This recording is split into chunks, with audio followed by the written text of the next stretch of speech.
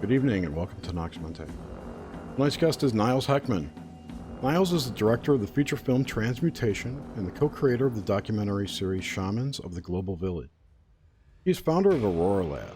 His work in visual effects can be seen in blockbusters like Avatar, Pirates of the Caribbean, Fantastic Four, Blade Trinity, Matrix Reloaded, Matrix Revolutions, Terminator 3, and The Incredible Hulk. There's a period in there.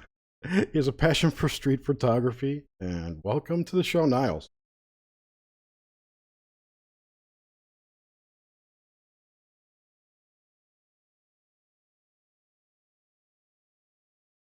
Those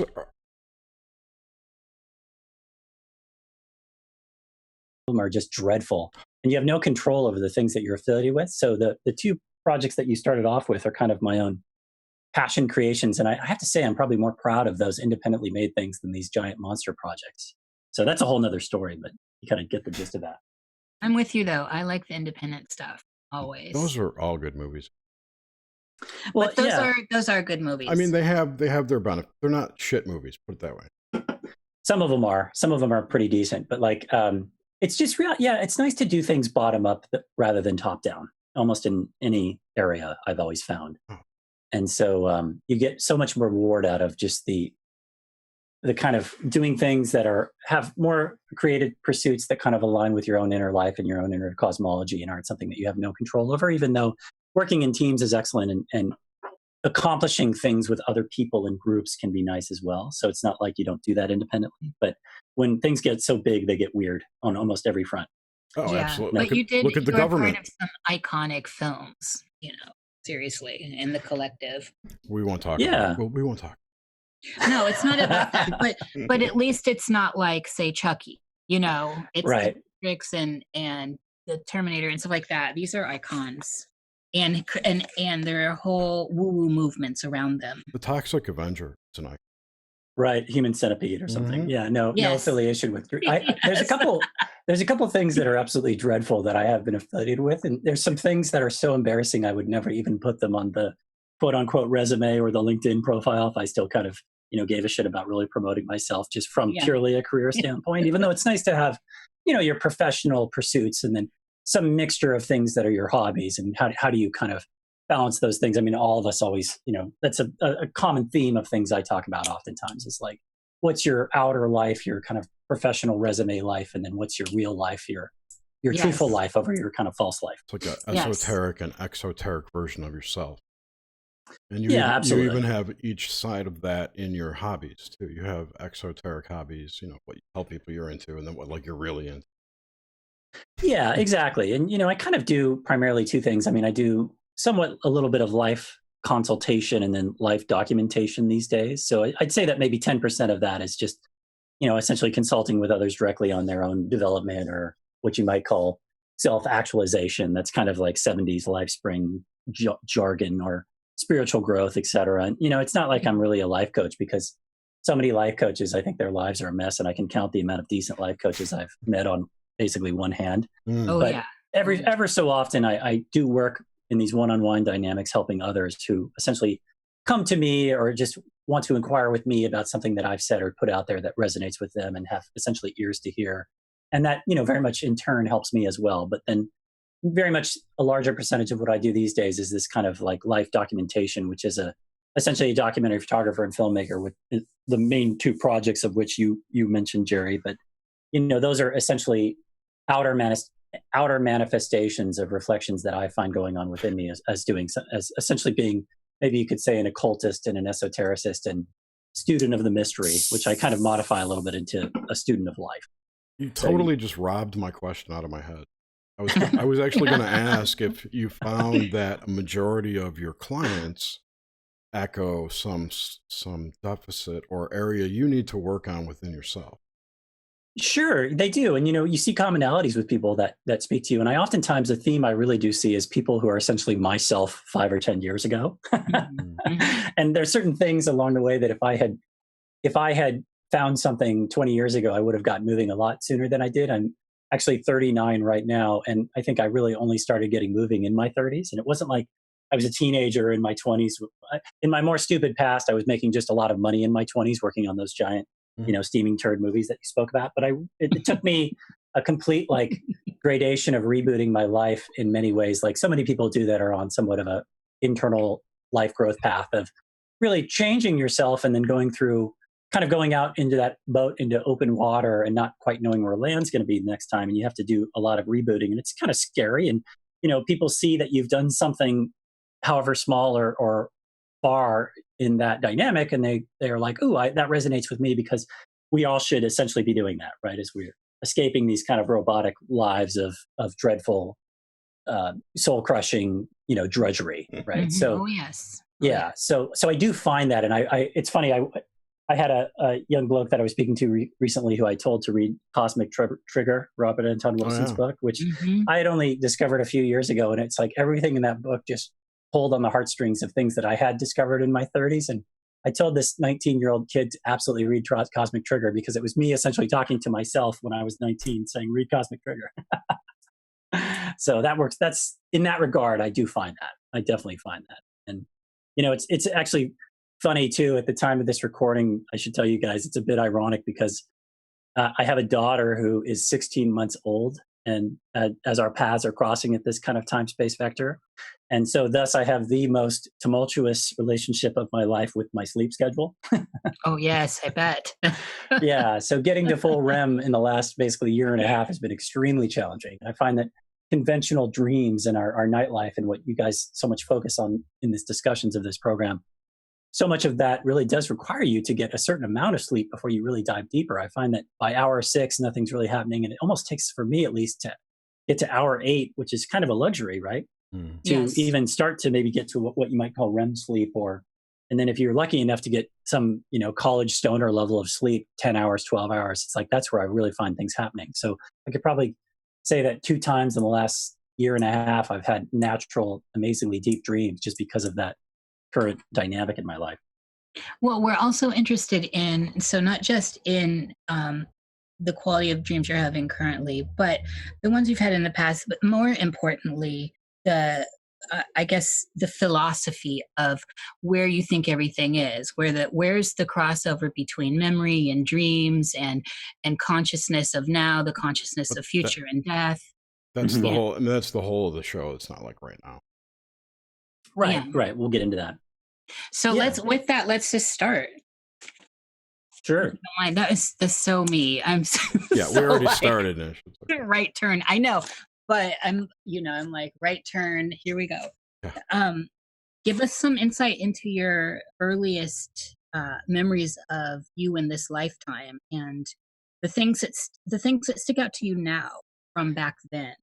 Yeah, it's funny because very distant memories when you were really young are kind of like dreams, aren't they? Because they're very kind of faded and you might say fragmented, and they just kind of, you're suddenly in them. You don't remember getting to them. It's just like you just transited to that portal and you're suddenly it's like you've beamed down from the Enterprise into this experience, and it's like you've suddenly materialized there, right? Yep. So it's interesting. In the past, I've had kind of a sporadic and weird dream life, but I do have a very vivid first memory of being out on my parents' deck in the backyard, and there was this red bench that they used to have that I used to sit on. And so I don't know how old I was, but I was probably 3 or 4 years old, and I still remember this red bench. And it's very much, you can remember a very short period of the experience. It's not like you remember hours of the day or the whole day or half the day. You kind of remember these chunks of very kind of specific things that occurred and happened at that time, right? And so I remember sitting on this red bench with like a yellow raincoat or something, and it was kind of a foggy day. And then it's interesting because many times in my life, just with conventional dreamings, especially when I was younger, I had these kind of strange vectors coming in where one part of my life was then suddenly, seemingly completely unrelated to another part of my life converging in the dream, right? So it's like somebody that I grew up with or went to school with in elementary school is suddenly in a rowboat with somebody that I worked with 5 years ago, right? And then that experience is kind of cross-correlating. Those two people are doing something, and then I'm there watching them in that experience. And it's like, why would these two people have anything to do with each other, yet alone in the context of what's happening in the dream space? So that's something that's definitely a reoccurring theme that I've always had. And every once in a while, when you have a dream that's really like a wonderful, yummy dream that feels like you're living in Rivendell or something from Lord of the Rings, and it's very beautiful and ethereal and kind of cosmic and just you want to live in the dream. Those things are more rare. I have found that most of my dreams are just weird. It's just like funhouse mirror weird. And as we know, I mean, our dreams are always, you could say a big part of our dreams is our subconscious telling us things, and how so much of our, what you might call our higher selves or our larger selves, or what some magical orders might call like our holy guardian angel, or whatever, maybe what Jung called individualization, these connections to something larger that maybe we can be a channel for. I think part of that is communicating with us through synchronicity and symbolism in the day, and then our dreams at night, right? Mm-hmm. So, and you really have to develop self before you can really start to piecemeal some of that material and kind of decipher it and decode it. Yes, definitely. Yeah. So did you have the red bench image is really significant. It's just, to me, it's significant. I love that image. I just want to state that. But did you have any kind of a relationship with nature as a young child? Yeah, I did. I grew up on a street that was right at the end. It was a street that's very wide because it was designed to be like the entrance of a much larger community that was subsequently never built. So at the end of the street is this giant open space that's like insane amount of acreage in the Bay Area. And it basically opens up to this huge park. And so I used to go up there all the time. And it's not like it's very lush and heavily wooded. I know that Nish, you're up in the Pacific Northwest. It's not like you escape into the forest, which is very much kind of, in fantasy, oftentimes like a metaphor for going into self. Same with like going into the cave is a metaphor for going into self, like the wizard escaping into the forest. But this was very kind of like dry. It's Mediterranean landscape, right? Like the famous California fire landscape, where you have these kind of high grasses that are very dry and then scattered oak trees. But there was still plenty of interesting things to do up there. So we'd always go up there as kids. And this was, of course, anti-social media, where everybody's just devolving into like text neck behind screens, where we actually got outside almost every day and interacted in real life. So we were outside, and I would ride my bike up there, and I had a lot of buddies that we'd go up there with, and we'd just go exploring. And so we'd be gone for half the day at a time, right? And it was very much like our versions of just getting away from not only this just the, I don't want to say the pressures of growing up, but, it was kind of like our escape into our own world, very much as in adolescence. It's nice that you had that, especially in the Bay Area, because like it's just it's so crowded. It's a clusterfuck of cloggery, and it's like any major urban area these days, where I think about New Yorkers, if they didn't have Central Park, they'd just go bonkers. Oh my God, it would be a prison. I mean, seriously, Central Park is such a gift. What great planning. Totally. Okay, so, and also back here, the young Niles, what kind of things in pop culture inspired you? Like cartoons or early movies, even action figures? Yeah, I was a lot more materialistic as a kid. So I had all this, just like this staggering amount of comic books on the walls and like action figures and things, some of which I have to confess that I had to pay nerd tax, and I didn't even take a lot of them out of the packaging. So I'd like subsequently hang my action figures on the walls with my comic books and just stare at them and collect them, because I have this kind of Japanese thing within me where I appreciate like fine, ornate packaging and nicely presented things. So sometimes when you buy something, it's packaged so beautifully that I didn't even take it out, because action figures are either going to sit on the shelf and collect dust, or else you can leave them in the packaging. That was my philosophy. I feel you, Niles. I used to buy vintage game books from the Black Library of Games Workshop. I Nice. probably had thousands of dollars in books from them. Same kind of thing. Yeah, the kind of magic in my background was I loved adventure games, like early computer adventure games. I was so nostalgic of that. Like there are these games called King's Quest and Quest for Glory. I don't know if you guys know those games. And they were these old, like very early era kind of EGA was the pixel kind of resolution of the games. And they're very blocky. It's kind of what Minecraft is based off of. Those old kind of indie game looking games. And those were very much like fantasy and adventure. So I was super influenced by those. And then I was never really in terms of cinema, I was never really like a Star Wars kid. I was much more influenced by these kind of like dark, gothic, kind of occult looking things like Aliens. Like the Aliens trilogy really influenced me, the kind of gore and the dark sci-fi of those things, even though I was never, every once in a while today I'll watch like a trashy horror movie by myself, but it's not like I'm completely obsessed with occult horror or something like that. How about Spawn? You got to be a Spawn.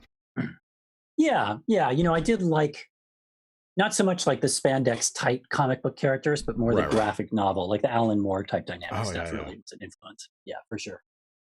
Totally.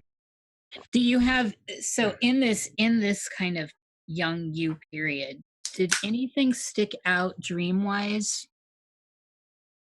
You know, I don't have anything that I think is like a seminal dream that just reoccurs that I remember very vividly. Nothing sticks out over everything else, but I have had themes, like kind of the main one that I mentioned that has been consistently reoccurring. And I do find that as you change things in your inner life, like your dreamscape changes. And I do find that as we ultimately look to like the highest version of ourselves, like what you might call like the source of all things, you could almost call it like the dream source, right? So I think that as we communicate to like, as we get transmissions, if we get developed enough or we're lucky enough to read into ourselves, I find that signal does change as you change, right? So whatever is happening in dreams or happening in that, I think it's kind of all a reflection of the dream space is similar to your memory space, which is similar to your kind of astral experiences or your what you might call your out of body experiences or your connection to higher self experiences.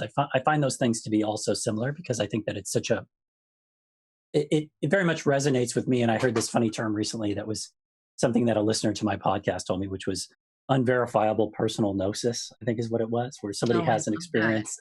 Yeah. And they can't, it's true to you, but how does anybody know that that's actually what's real? And as we can say, I swear I talk to aliens. I swear it. Yeah. So that dynamic is something where when you experience something like that, I could see that, for you, it's so real and so vivid and you get so much data for that is valid to you. But then how do you interpret that and relate that to other people? And in terms of, back experiences with dreams, it's so cryptic and so designed for you. It's so designed for the individual, I think. So sometimes that's why it's hard to language or even put in a linguistic box, some of these things, very much like any experience. Absolutely. And this is why I find it very important to look back at the individual's early symbols, because these things are very personal. Yes, there are collective symbols and there are collective archetypes and all that, but we're very personalized in the end. The UI in the end is very personal. Yeah. Were you an only child? I am. Yeah, which is funny because I have a daughter who was born on a full moon, and it's so difficult having a kid that I think I'm saying like one and done as well. Yes. So I think one is enough. And I can see why now my parents had one child, because it's just a staggering amount of work. And as so much of, what is it? There's a branch of philosophy that essentially deals with it's not necessarily like overarching metaphysics of things, but existential philosophy, I guess maybe is what it is, where it's like you get to your base in Maslow's hierarchy of needs and you have all your creature comforts, and then you start really asking what life's about and what's the meaning to things, and you start exploring the possibilities of why we're here and what's going on. And as we know, most people just fill that with kids. Yes, absolutely. Yeah. I was just talking about that today. I just want to throw in here that sorry, go ahead. It's a synchro. No, carry on. I just want to say second kids are great helpers. That's all. Sure, they are. Yes. And, if you have great kids and you're an amazing conscious parent and you have kids, that's a beautiful thing too. So not to denigrate excellent parenthood. And as somebody that I have a nice balance in life where I kind of work part-time on a very flexible schedule. And then I also watch my daughter for another half of the week or for a few days a week, and I'm completely responsible for her. So I've truly come to see how a parent, especially somebody that has multiple kids, is just, that job is so worth a staggering amount of money a year for something that is so unthankless in corporate consumer capitalism in terms of a paycheck. Yes, absolutely. Children are a form of one of the things I believe we're here to do is we're creators, to create, to generate energy. And that's one of the avenues. There's art and there's so many other ways, but it's what's kept the race going. That's for sure. Okay. So back in your childhood, again, these early days, did you have any fears? And I'm talking like these night kind of fears, things under the beds or the dark wood. I never had really traditional fears that, like, let's say Hollywood would perpetrate with the woods being scary and there's a monster in the woods and watch out because there's something in the shadows. I never really had that. Yeah, it's like they're keeping you out of the woods, right? Yeah, it's a way of, since everything's mirrored back to front in the unreality signal, it's like most witches I've met in real life are wonderful people, right? And then Yes, Hollywood thank you. portrays them as these Hollywood portrays them as these like demons crawling out of a well, and they're all soggy and rotten and gonna like eat your heart out type dynamic. So as I find that so much of Hollywood is actually an op as well as not being very enriching and fulfilling, and a distractor to what is the real thing, the real way that real things operate in life. I do find that in terms of fears, I didn't buy into a lot of those fears and much of what Hollywood puts forth as the way that things are, even though we come to realize eventually that those things aren't that way. I did have reoccurring fears, and I probably have still had a night terror or two recently in my life of like missing a grade or not getting my homework done and going into the class and being embarrassed because or failing a class because I didn't perform well, that type of stuff, which Anxiety. Yeah, anxiety about that, about missing something. And then every once in a while, this is a little bit dark and weird, but every once in a while I would have a weird dream that I was disposing of a body and I didn't know if I killed the person or somebody else did. Oh, now this is juicy. Oh This my is God, I have juicy. the exact same one. It keeps going, and you keep having to move the body, and you're worried you're going to get found out. It's definitely the word you're going to get found out, but it's not, it's the not knowing. It's kind of like your child's been kidnapped, right? And you never find them again. It's worse to not know than to know. So the dynamic of you're having to dispose of some corpse or something, and you don't know if your buddy killed them or you did it. And of course, you've beamed down into the dream, like right in the middle of the situation. You don't remember entering the experience. So it's that not knowing of this kind of, was something put on you and you underperformed, right? And usually that's just, again, subconscious telling you to not worry about it. And that, as we see that so much of dreams are metaphor and kind of encoded information telling us things about how we can better self. See, I found that body recurring dream to be directly related to something I was keeping inside. Like, interesting. I was a closet smoker for you. Never told it. Right. And it was horrible. It was horrible. So, as soon as that came out, those dreams ended. Oh, really interesting. So directly correlated. And this is probably something that's happened 3 times in my entire life. I don't think it's something where maybe it's telling me something that in a former life I had murdered a former girlfriend or something dreadful. It's like, who knows? But I generally look at these things as, again, something that's a bigger picture dynamic in terms of reading into the metaphor of them and seeing how it may not be at all what you think, but it's trying to tell you something bigger about you and how you can adjust things, the puzzle pieces of your life in a metaphorical way that you kind of have to figure out on your own. Yeah, definitely. The fear is always something to really push into and see what's there. Yeah, absolutely. So, and then before we move on past kind of this early stuff, I want to know, did you experience anything you would consider paranormal in your early life? I didn't materially, but I think in experiences where when we wake up in the morning and we're kind of least ourselves because we've probably been somewhat astral traveling or somewhat out of body, and we, as it's nice, like from, you could say from kind of an inner perspective or a magical perspective, it's nice if you can do your meditations early in the morning and to kind of, know that as you're waking, you're kind of coming back into maybe ego consciousness or coming back to the body. And so you can see that that is all a reflection of what is how you come to be eventually as well. So, but give me your question again, Nish, one more time. Just give me what you asked. So anything that you would consider paranormal. Paranormal. So basically, like, I didn't have anything where I physically thought like I saw something corporeally, materially. But I did think that when I was coming back from that early morning experience, that I had seen things in the dream that were very non-corporeal, right? Like they were something that I would later see in some plant medicine experience. Right? It wasn't like the same exact entity, but it was something very weird and vague. Like it was something like the clouds had parted and had some sort of intelligence that they were breathing down on me as the sun rays were shining down on me. And that was something that I felt like I had gotten very early in the morning as I was coming back into waking consciousness. So that's the type of dynamic where then later on I would have like an LSD experience or something where I would see the clouds like breathing and shimmering at me type dynamic. So there's that kind of maybe in the, you could say like the Robert Anton, let me turn this on, the Robert Anton Wilson, like cosmic coincidence control center synchronicity sense. Like maybe I had a dream about the clouds communicating with me. And then later on, I had an experience where I visually saw that at some later point in my life. Have you never dispersed clouds with your mind? That was a serious question, 100% serious. Cue the Kate Bush song, Cloud Busting. Well, and that's, I think, kind of an animistic experience, right? Where like you have something where you can look at nature and see that everything is vibratory and trying to communicate with you in some way. And based upon the filter, I think of it as like when you go to the optometrist and they're like, you know, they do that, is that one or is that two? Yes.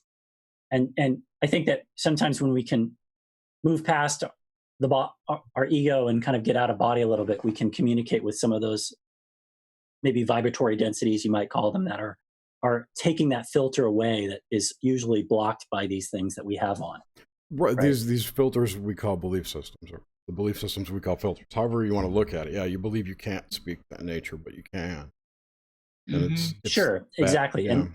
And that's just if you're in nature and you can kind of turn down self and talk to spirits, you know, which I don't think are ever going to be in this material reality, but you can have kind of an altered state where then you can feel like you're communicating with them. And I think that animistic traditions do see that. So if you have something where you might be communicating with the rays of the sun or the clouds or like some forest spirit, that's what I feel resonates with me personally.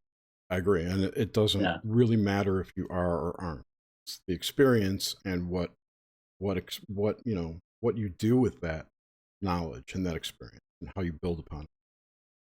Absolutely. Absolutely. It's all about how you live your life and your deeds and conduct, and how in terms of what you choose to do day in, day out is paramount for allowing yourself to then continue in your betterment by how you structure your life, so that you can then continue to, I guess you might want to say something that I would say is like work on your occult studies and your, esoteric practices or something like that. How can you, ding, ding, ding. Again, structure so that you get this information, and there are no coincidences.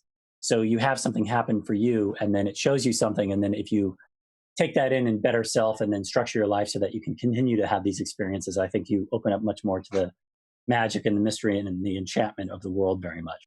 So, and I think we're always kind of getting those messages, right? Even from something like Hollywood. It's funny. I just watched an animated feature with my daughter that's called Storks. I don't know if you've seen this movie. It's like a goofy animated movie, but the beginning of it's about this baby factory where the storks, deliver babies. And the factory at the beginning of the movie is like this enchanted magical alchemy factory where they grow these babies and the storks deliver them. And the movie is set up where they've subsequently stopped delivering the babies, and then instead they're working for cornerstore.com, which is like this giant corporatized Amazon, right? And just to give away the movie, and then eventually they get back to delivering babies.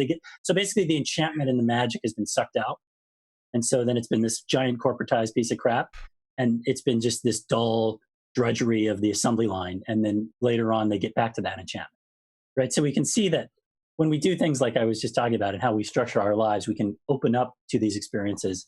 And then I think probably our dream life will get more vivid too, as we don't act so robotic in our usual routines. I think dreams probably are more vivid and you have more interesting and compelling of a dream life when you don't live so robotically day to day. That's at least, I agree. Yeah, what I've found outside of being a parent for the last year and a half, which has shut down my dream. Okay, so you said something, and anyone who listens to the show on the regular, of course, we want to know more about this. So you mentioned LSD and hallucinogenics, essentially. So can you give us some highlights that would seem relevant to the subject of consciousness and awakenings within consciousness? Yes, absolutely. And I've kind of given you guys some insights as to this dynamic, this term of tryptamine dreams, as we preset this up. So, I mean, in recent years, I could tell a bit of a magical backstory to do with essentially a life-changing trip that I had externally and then internally, which is similar to a little bit of a trip report, but extends into dream time and an ongoing, somewhat unique relationship that I have with a reoccurring dreamlike altered state. And it started with a catalyst and then has essentially become reliably repeatable in my life. And I know how to repeat it pretty much on a T. So I had two initial experiences with a sacrament. It was basically a DMT sacrament, and one was essentially in a shamanic context, and another was in a more or less a magical ceremonial context related to something from essentially an OTO ritual. And both were somewhat related to documentary projects that I've been involved with. And I find that I use my projects as very much a experience to help. It's like just by making the project is a huge experience, some of which happen to be around these very paradigm destroying kind of esoteric principles, something of like these, whether it's a plant medicine experience or some sort of ceremonial ritual experience, right? So I had these two kind of initial encounters, and they were both astronomically life-changing, to say the least. It was something where you could essentially, BC, AD your life around these experiences, which happened kind of one after another, I think separated by just a few months. And they felt very much like a reconnection to essentially like samadhi, or this source that I spoke of, which we can extend into saying is kind of like a dream source. And I almost think of it as essentially like the white light void of unity consciousness, which is also thought of as like a waterfall of pure love. And my colleague on my one project calls it glossolalia space love, which is kind of mesh network activation of just like melting into the all of everything and getting these profound data transmissions, which aren't so much always a mind thing, but more of a heart thing, right? You feel into these amazing and incredible experiences. And I find that as entheogens are neurotransmitters, our body has a full essentially delivery system for these things that's essentially built into our hardware. So what does that say about us, right? That these things are perfectly designed to interface with us. And I find that absolutely, dreams themselves, I very much resonate with that kind of scientific principle that the pineal gland is actually releasing dimethyltryptamine, and that our dreams are essentially tryptamine dreams. So as I had this kind of massive experience with these two sacraments that were basically the same sacrament in these two different contexts, they were both eerily synchronistically similar, as I said, and to reference that kind of Robert Anton Wilson phrase of the cosmic coincidence control center, right? Because they both also happened, little did I know, except I learned after the fact, on probably what is likely like ley lines or dragon lines. And one of them was actually at a sacred site. And they had very similar characteristics, where I was standing up during the experience and my feet were kind of connected on the grounded soil, which we know is important. And in one of them, I was inside at night, and the other one, I was outside in the evening, kind of looking up at essentially the sun stargate, which I very much kind of resonate with the fact that souls can essentially enter in and leave through as this, white light void of unity consciousness. And this is something that oftentimes people talk about at death or near death, is this white light tunnel. And it's this kind of worm tunnel exit of pure love, right? So I had this experience. And it's really, of course, like so many of these things, it's difficult to encapsulate the experience into essentially a linguistic box.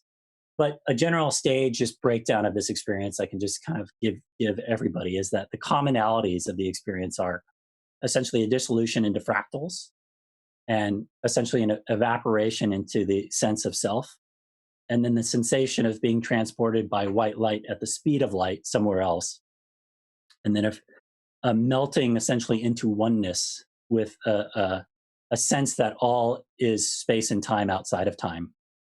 And then after that, it's essentially like a complete dissolution of the ego and emerging into absolute consciousness, which many Eastern traditions call essentially samadhi, right? Or a crescendo. And then after that, there's this reconstruction of all the parts that encapsulate the individual, and a reconstruction of the ego in the body. And then after that is an intermediary resonance with essentially the closed eye astral plane, the imagination of the magician, we might say, because I think from a hierarchical standpoint, if we're in like a 3D material reality, many of our kind of 4D and 5D realities do look like other worlds. And then as you go up that kind of hierarchy to the samadhi, you get to the kind of pure white light, right? Which is the highest kind of vibratory level. And so after that, you're kind of coming down this ladder back into terra firma, and then you have this reintegration of the society into the society, which for many people is oftentimes the hardest part of an experience like this.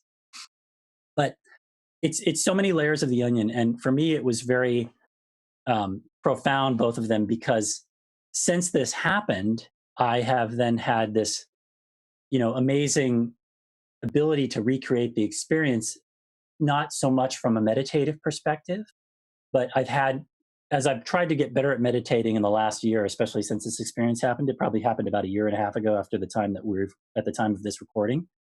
I've been able to recreate it with, let's say, essentially another Eucharist, right? So I have found that the Eucharist can either be in a very, very small way, meditation, which usually, if I'm lucky, I'll do in the morning, like I mentioned, but usually it ends up inevitably happening at night. And then after I have this experience, then I do find that in the morning, like I was speaking of, I get these kind of most profound downloads, which are probably happening subconsciously during sleep. And then as I come back and I wake up, I get profound thoughts and profound creative inspiration for things. But I have found also that as we talk about a Eucharist, like I had this initial Eucharist experience that was very life transformative, that then kind of extended into dream time. But then I've been able to recreate this Eucharist, which is very profound, with cannabis. And also, it's a two-stage thing where if I have a little tiny bit of cannabis, and it doesn't need to be a lot, and I also listen to 432 hertz beats or 528 hertz, anything, Yes, whether it's a yes. chanting or oming. I think it's a two-part component Eucharist where I'll essentially go into like a meditative place and I put on like very nice headphones and listen to something that's at one of those two frequencies. And then I have just a little tiny puff of cannabis and I basically can recreate this amazing experience. So that is a pretty special treasure that I think these experiences have given me, where I feel like they have been profound experiences that have had permanent, beneficial, long-lasting, perhaps lifelong beneficial effects. Because then I just feel like I'm very lucky to get a little, ever so slight little transmission of this when I have this experience. And then again, I find that I almost always do it at night as like my, family's asleep. Yeah, on the rare occasion I'll do this, maybe I'll do it like once a quarter, have a little puff of this. And then I'll have this amazing like blast off, melt into the all experience. And then that next morning, I'm like feeling super creative, right? So it's not so much like I'm having visions at night and dreams, like traditional dreams where you see things or you have experiences with other corporeal beings. I more have a feeling that is like I've just gotten data, information, again, feeling into things. It's not visual. And then I'll have these profound, amazing thoughts and ideas in the morning. So That's amazing. You weren't Sorry, having Jerry. breakthrough stuff on pod, basically. Let me rephrase that. When you were on DMT, did you have any breakthrough experiences with your DMT or ayahuasca? Yeah, I did. So to kind of give that encapsulation summary, it was weird because I sent you guys two images that I have them. I know it's difficult to reference images on a spoken word podcast, but I sent you two images that kind of encapsulate maybe what a visual perception of the experience would look like. But again, it's not so much a visual thing; it's more of a feeling thing, and it's more of a feeling like you're a laptop computer that is typically what they would call, from a technical standpoint, you'd appreciate this, Jerry, air gapped, which means it's not connected to the internet. And then suddenly your laptop is connected to like the astral internet. So you get this kind of profound download transmission from the cloud by being able to connect up with this. And I don't think that it's about the cannabis. I think it's about the fact that the original Eucharist did something to me that has switched on things in the brain, or done some little minor thing where, as we know, that as human beings kind of evolve to higher states of consciousness, they're able to tap into higher things. And we could, most things with like the chakra ladder and stuff, that stuff never really ever comes online for a lot of people. It's just kind of fashioned to a lot of people. And I think that even though for me it's a very small thing, it's still a profound thing, but I think I'm able to somehow access things that most human beings are able to access. And the cannabis is just kind of re-switching on this little thing that was installed during those original experiences. That's really interesting. I'm showing your pictures now to people watching. Oh, okay. Yeah. So it's interesting because what I do is I basically sit in a chair in essentially a meditative pose. And what it does is it becomes essentially like a moving meditation.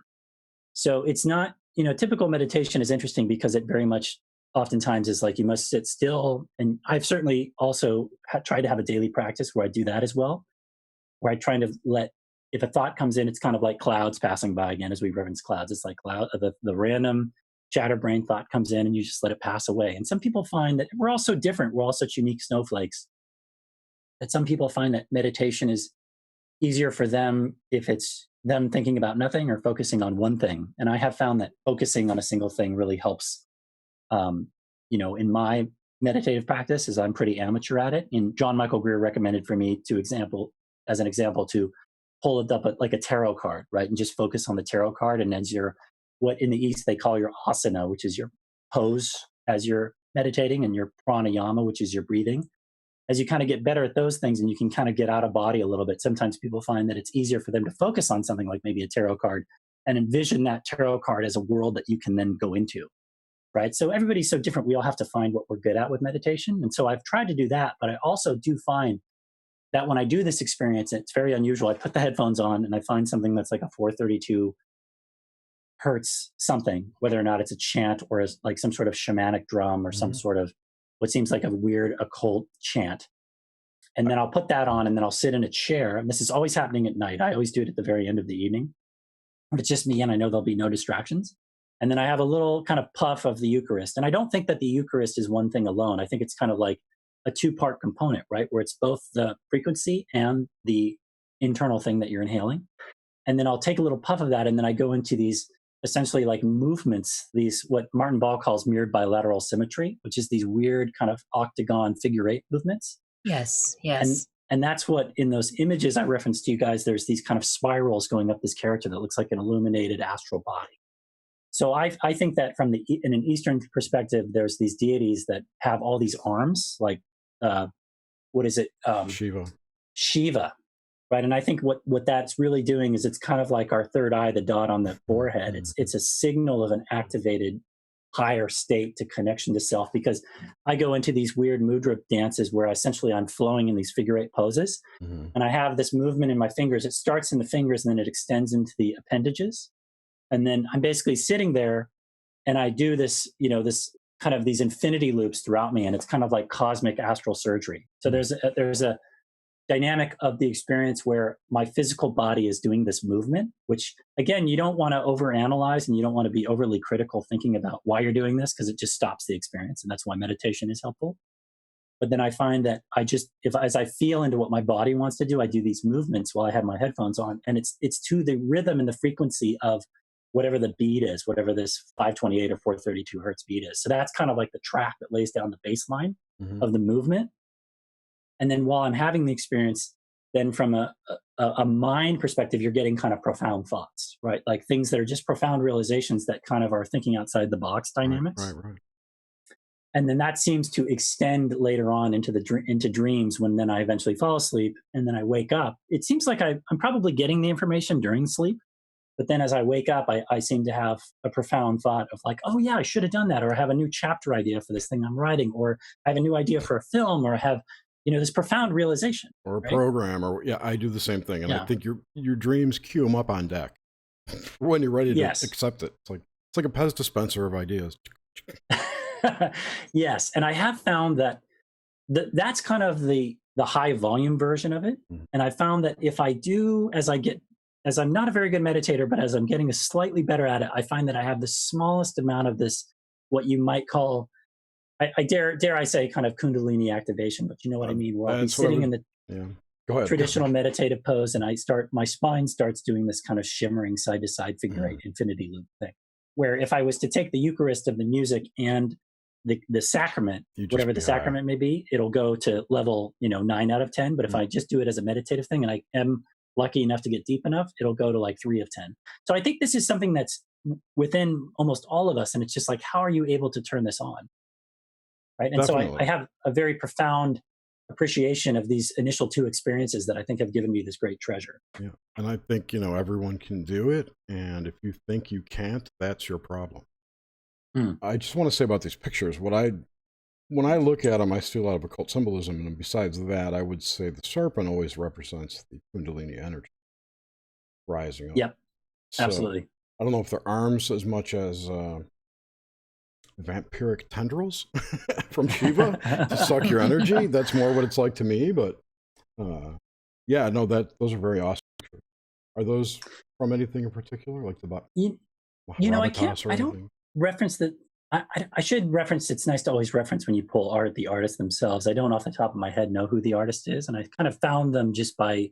It was something like a Pinterest search or something where they came upon them. But both of those, I don't know if they're related or they're the same artist, but you notice that there's similar corollaries between these 2 images. And for people that are just listening, they're essentially kind of centered, perfect symmetrical images of somebody that's in a meditative state, and then you see an astral version of them above themselves with essentially a glowing serpent around them that's like a kundalini coil that's rising them up to a higher place, which you can think of as like a higher state or dimension. And you have your kind of two almost like Masonic pillars on each side, and it's very nature based. And you see this kind of perfect opposites of polarity of like male and female, yin and yang, as we transit here to this dimension just to experience some polarity for a while. And Boaz. It's very Freemasonic. Yeah, so those just from a visual standpoint help just kind of show a little tiny, maybe 1/100th of what I feel when I'm doing the experience, because I call it kind of the cosmic car wash, as I have these waves of energy hit me that I think as I'm doing this movement, it's almost like you want to read into it by saying like, is your movement driving the cosmic waves that are hitting you of profound, like what feels like 1,000 tentacles from the astral that are doing little upgrades on your physicality, right? Like it feels like they're going into your DNA and reprogramming things, or they're going into your bloodstream and pumping new energy into it, or it feels like a cosmic, float tank astral surgery type dynamic. So it almost feels like you're getting little micro upgrades in your physicality whenever the experience happens. So it's very enriching and fulfilling. And then again, it's that extension into the nighttime that is really one of the reasons I thought to bring it up with you guys. Yeah, no, it's very nice. It's very interesting.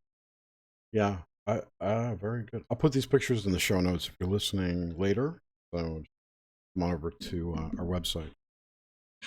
Something very significant you've touched on here, and I call it grinding the stone. And I've been doing a long time. I was a dancer for a long time in my ancient history, and I still am, but I'm not out doing that. And it's movement. And what I sense and hear from a lot of people these days, and this is directly related to accessing states of consciousness and all that we talk about here, is so many people are disengaged from their physical body, their shell, right? And which pulls you out of the experience somehow. And so this movement that you're speaking of that was very specific is completely important. And we see it throughout ancient history. We can talk about the dervishes. It's everywhere.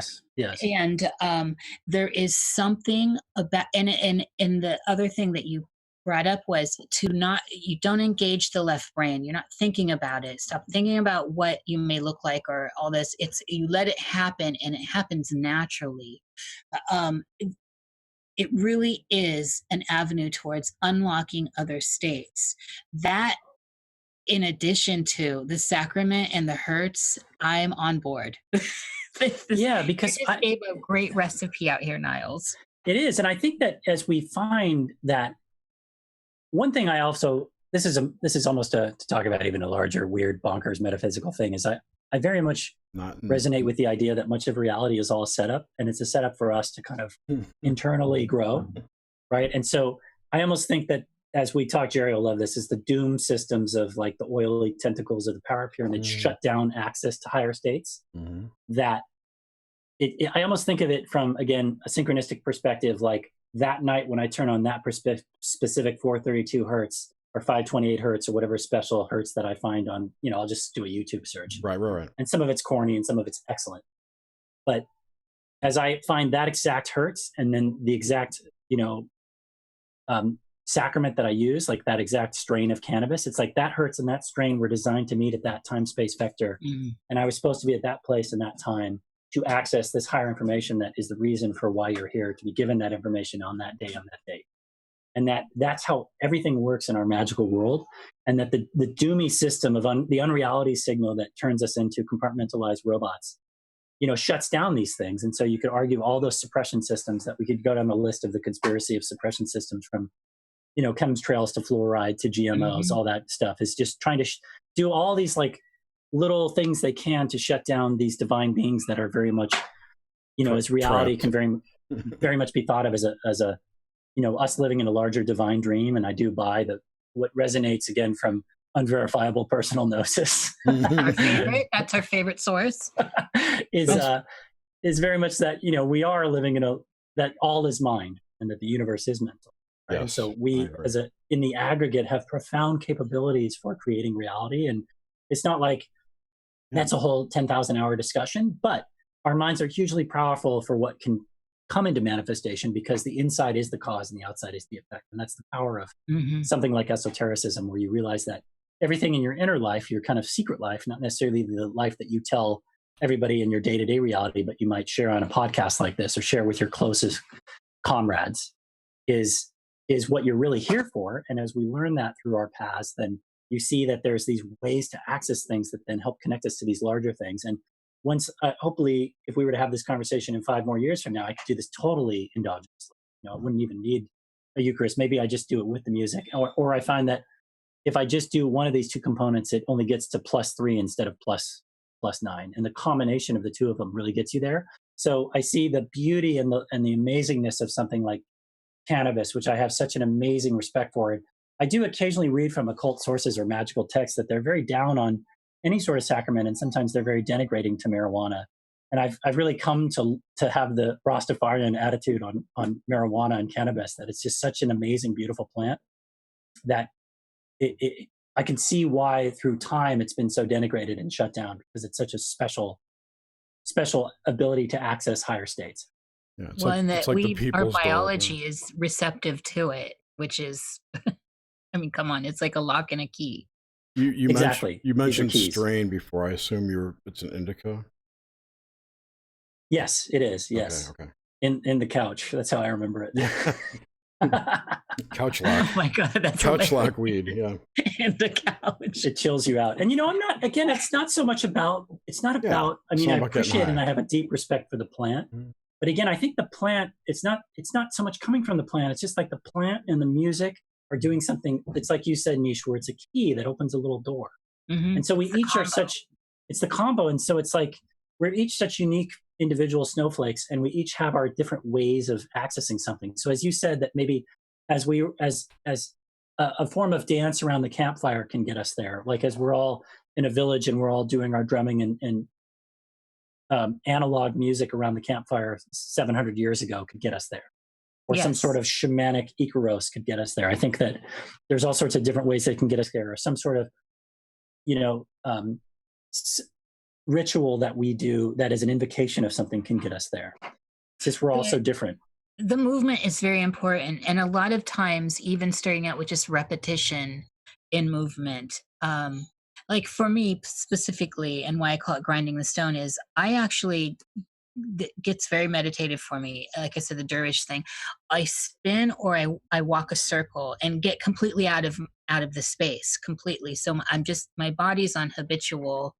But there's something, so lactic acid comes to play. We're in movement, right? We're releasing these acids. There's a bunch of endorphins that are going on with the body. So there's a lot going on. And if we're already tuning into a hertz that's giving us a hemisync effect in the brain, and then we've got a sacrament that somehow is also aligned to our physiology, to our biology, there's great potential here for higher experiences. That's the only way I can wrap it. Yeah, and I find that again, to reference like the synchronicity of it, it's like a specific hertz and a specific strain of sacrament. The combination of those two will always. I haven't tried to do it where it's repeatable to the point where it's like that one specific place that I accessed. Can I get back to that specific place with that combination is again, right?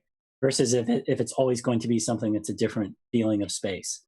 And I always do find that many of my experiences are very kind of cosmic. And I feel that ultimately from a larger kind of spatial model perspective, I'm very much, again, unverifiable personal gnosis.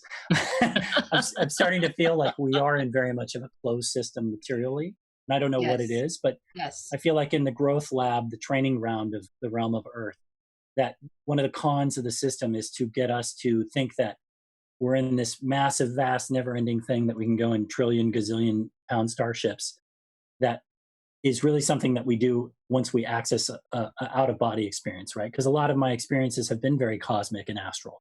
And so I think that's the system is kind of tricking us into think that is what is more spiritual is really more material, right? So that we are constrained to thinking that we need Elon Musk to send us to Mars instead of the fact that we can get way beyond higher states just through our own endogenous internal esoteric capabilities. Can we even get to Mars? That's the, that's what, I don't think we can go there like in a rock. Right. Right. But so within the largeness of the inner space, we certainly can. absolutely, right? absolutely. I'm not saying it can't be gotten to, but I don't think it can be gotten to by rockets. Yes. Yeah, inner space is a great way to look at it. Yeah. Because it's like as within, so without. Is the inner space even more vast than the outer space? And it's funny, one of the projects that I'm associated with is this totally bonkers terra incognita thing, which is essentially like an inner space version of a space program. Mm-hmm. And it's essentially like, mapping EEG, these brain scans to people in various states of consciousness, whether it's through a meditative thing or some sort of tryptamine induced state, and seeing what's going on in the brain. But it's as we know, I mean, the inner spaces and inner worlds are, I think, infinitely more vast than what we're tricked to thinking is an external thing. I think one of the cons is to externalize everything so much from us, because again, the inside is the cause and the outside is the effect. And so many people that are just on puppet strings are trained to just look outside themselves and feel so disempowered by this system that, again, reduces divine beings. Well, and if you think about also like the sensory experience we have in our shells, right? They're very limited. Our spectrum of light's limited. Everything's very limited because we're swimming in this mass These that people scuba suits suck. They do. They're so limited. And in a way, I think that if one is open and seeking any bit of experience with the inner space, and most people experience that, in at least these days, through dreams, right? This is the more commonly accessible way to get to it. There's nothing holding you back but those particular the chains of thoughts that are somehow bound to this outer world that have a gravity of their own. So it's always shocking in a dream when you're flying, because you think, in my waking life I can't fly, so there's something provocative about it. And then when you start pushing further into what can I do, what is possible here, we start to see an opening of that, the grandness, the bigness. Absolutely. And like a lot of cultures have said from the past, is like they almost feel that the dream time is coming back, right? Like that we see that as so much of, again, what is illusory is kind of mirrored back to front, where you realize that so much of what you thought it was is in fact really the opposite.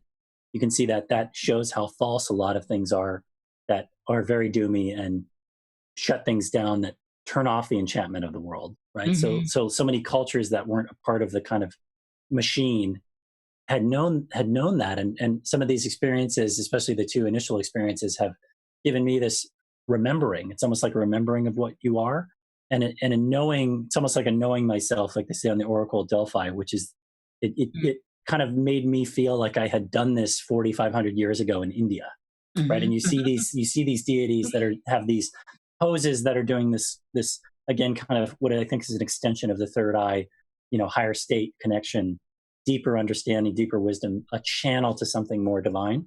And that is part of that is achieved through movement. So when I was doing these movements originally, and I have footage of this, it's not publicly available, but I could send you guys a link of it because it's pretty bonkers and it requires a 2-hour conversation to set up. But it looks like something that could be something that like a yogi was doing, that's how I envision thousands of years ago. Yes. Yeah. That's what I'm seeing in my mind's eye. Yeah. And there's this term that Philip K. Dick said in Valis, which is a super bonkers book. The Empire Never Ended. He had a statement where he said that, what is it? It's phylogeny is recapitulated in ontogeny, I think is what it is. It's a mouthful. Mm-hmm. But what that essentially means is that the phylogenetic memory is the memory of the species compared to our own memory, which is ontogenic memory.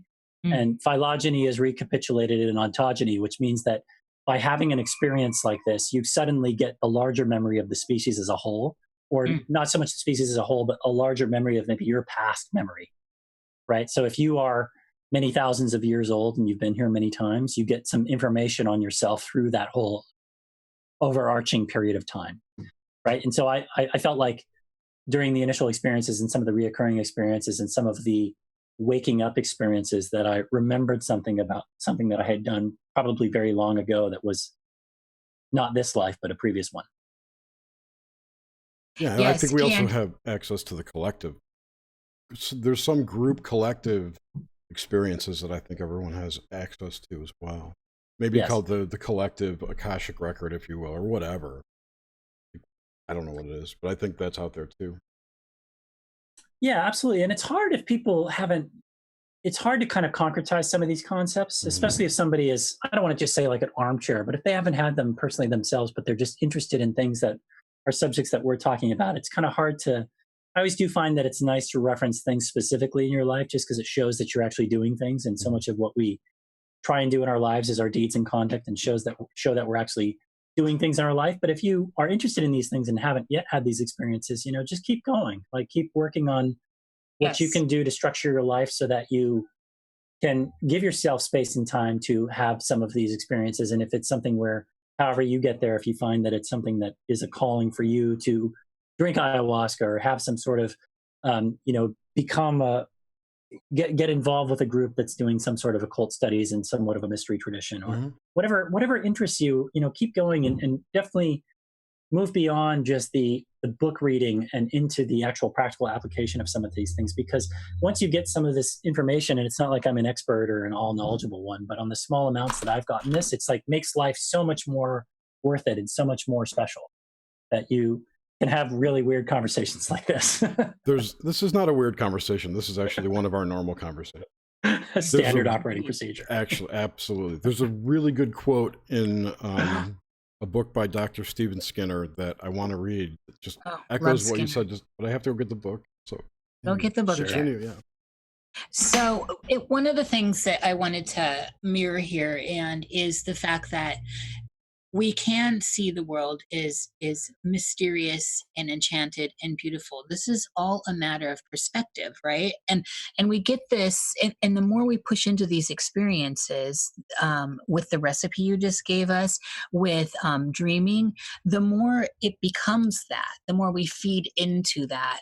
And on a mundane level, everyone can, so getting beyond the reading, yes. And every time you go to sleep, you have an opportunity without doing anything else to say to yourself consciously, I want to wake up within the dream. I want to remember a dream. I mean, I don't know where, everyone is within it, but to at least give yourself little subconscious or conscious, but subconscious cues to pull in something and access the magic within. And then you can take it from there. So maybe someone actually has a lucid dream, and then that moves further down the road, moves the neural pathways say this can happen, this is possible, and then you just keep going.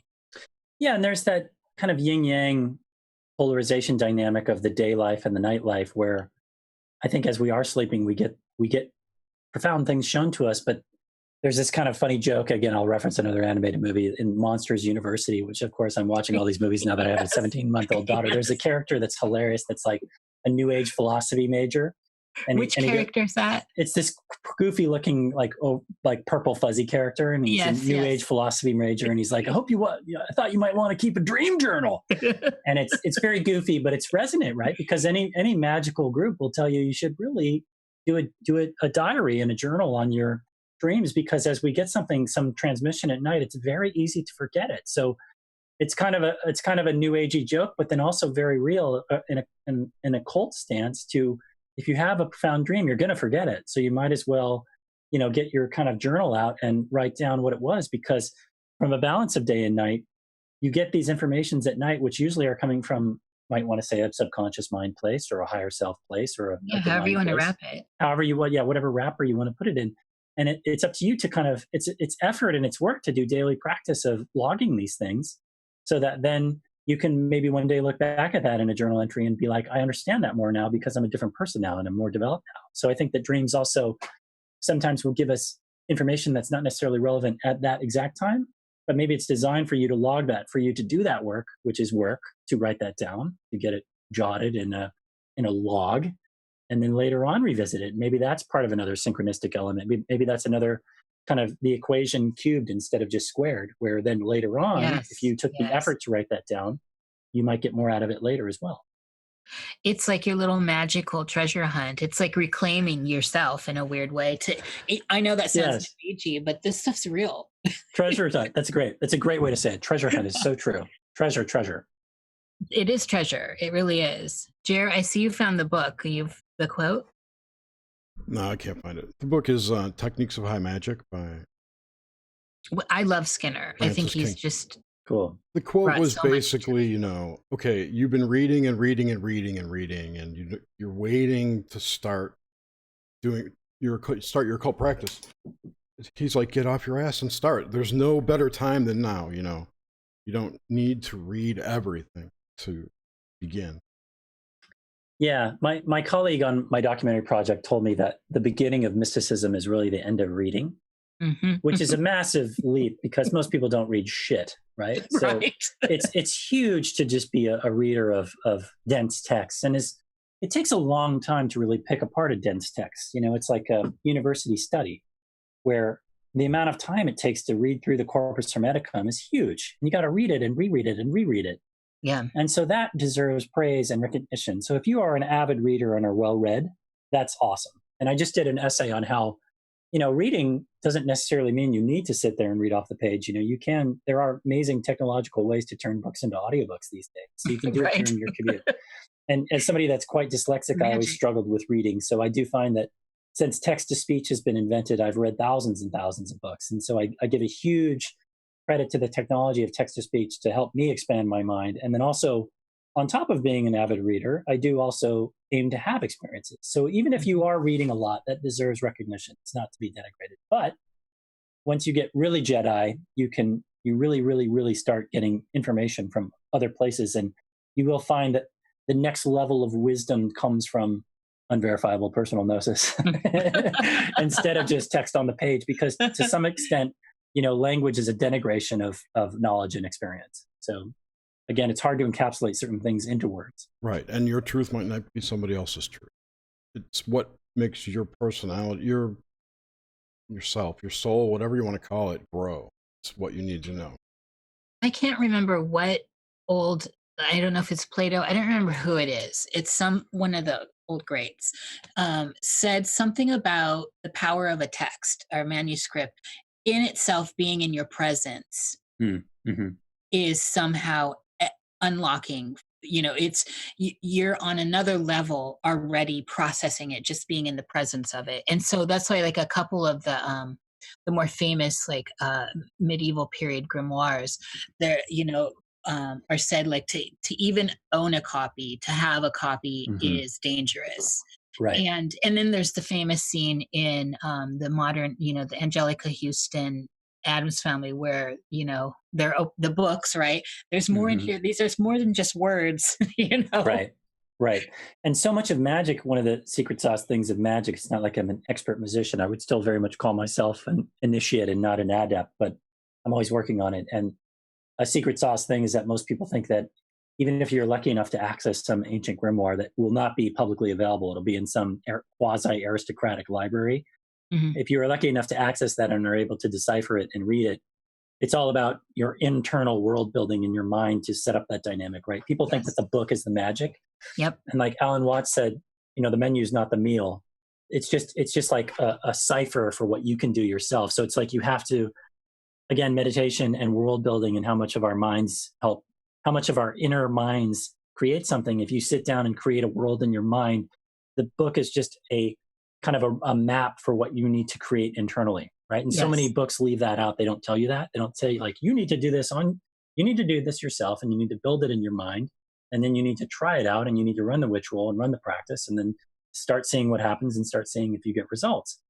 And it's hard, right? It's really hard. It takes a lot of work. And again, if somebody is listening to this and they haven't had so many direct experiences, it's okay. It's like you just keep going and you will get there. And at some point you do transition from only reading or only kind of being what they call armchair into having some experiences. And that's okay. And then you go back and you have an experience, and then maybe nothing happens for a long period. It feels like it's, you know, the seasonal thing where you're kind of, maybe it's something in your astrology for the next year and a half where nothing really goes on. And then you go back into your reading phase, and then you have another experience, and it's kind of a cyclical nature. Hmm. I Yeah. agree. And I love that you mentioned Alan Watts. I mean, he was so great. I mean, people go listen to Alan Watts. Yeah. Um, let's, Terrence let's, McKenna too. yeah, Terrence, of course. But, and he You, gets mentioned so often here, and Alan Watts it seems to not be mentioned as much. you know, it's funny you mentioned both of them because at the time I'm about to move, but I've been living at the time of this recording in Marin County, which is where both of them had lived. Alan Watts lived in a Yes. houseboat in We're I sorry. Sausalito or love the Tiburon. houseboats down there. Yeah, in Sausalito. Yeah, and then I'm currently living in San Rafael, California, which is actually where Terrence passed away. So, and I think, and Philip K. Dick lived in San Rafael as well. So the Bay Area has had an interesting correlation with some quite amazing spiritual philosophers, you could say. Philip K. Dick, though. We could talk about him for Oh, hours. too many to name. Too many to name, for sure. Really, from the Bay that have done time in the Bay Area for sure. So, okay, let's do a little bit of just nuts and bolts stuff. So, when you dream, how does the basic landscape look? What's the architecture like? Color, the sounds, tactile stuff. It's funny because I find that my documentary work, which I always try and, my kind of elevator pitch is I try and combine high production values with essentially beauty, which really secretly means combine high production values with occult and esoteric content. I don't necessarily put that right front and center, but that's what it really means.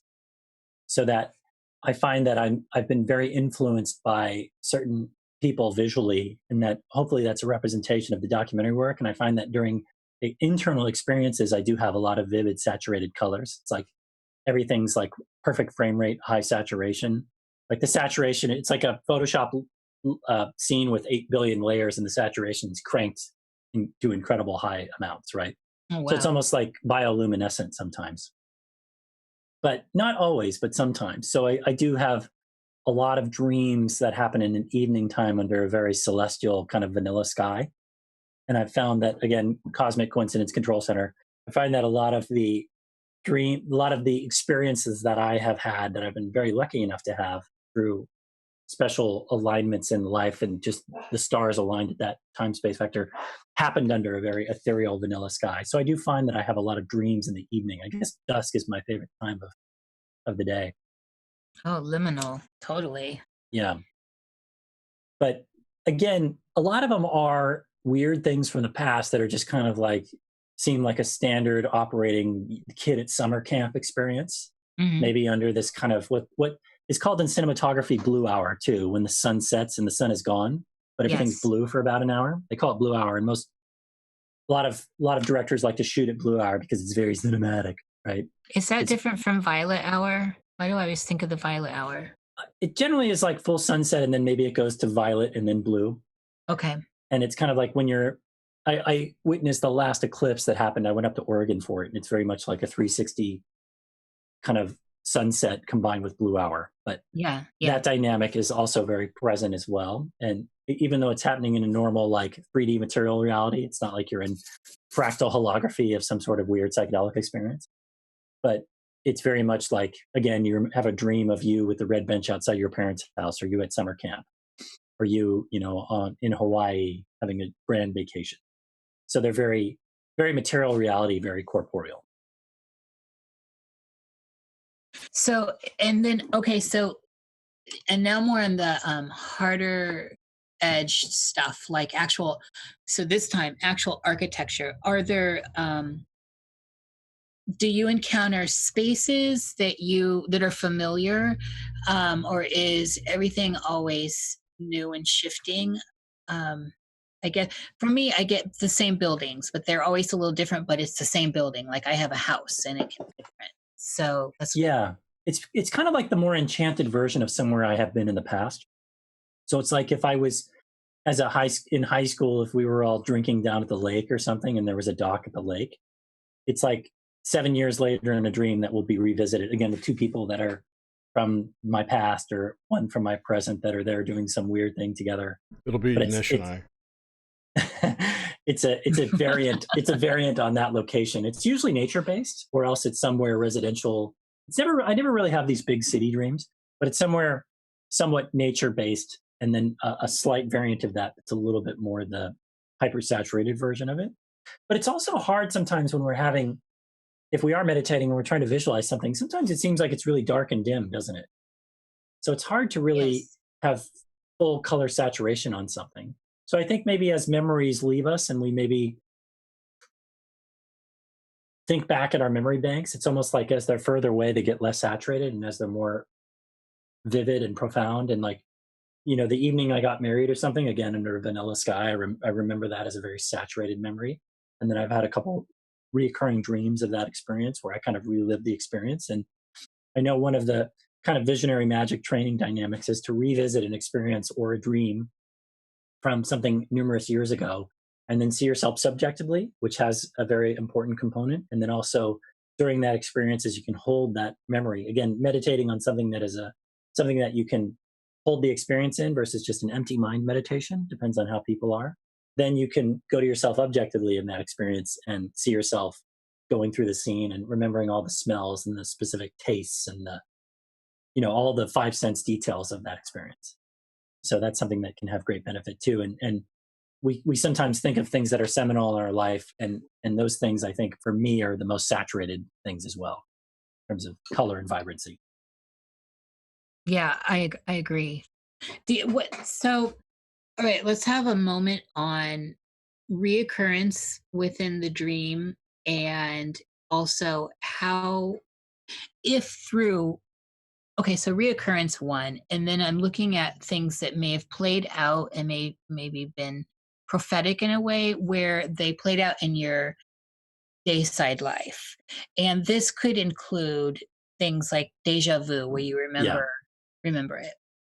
Yeah, because it seems like in terms of deja vu, you could argue, and you do hear stories. I don't have any personal stories of like I had a dream and then 3 days later that dream happened in real life.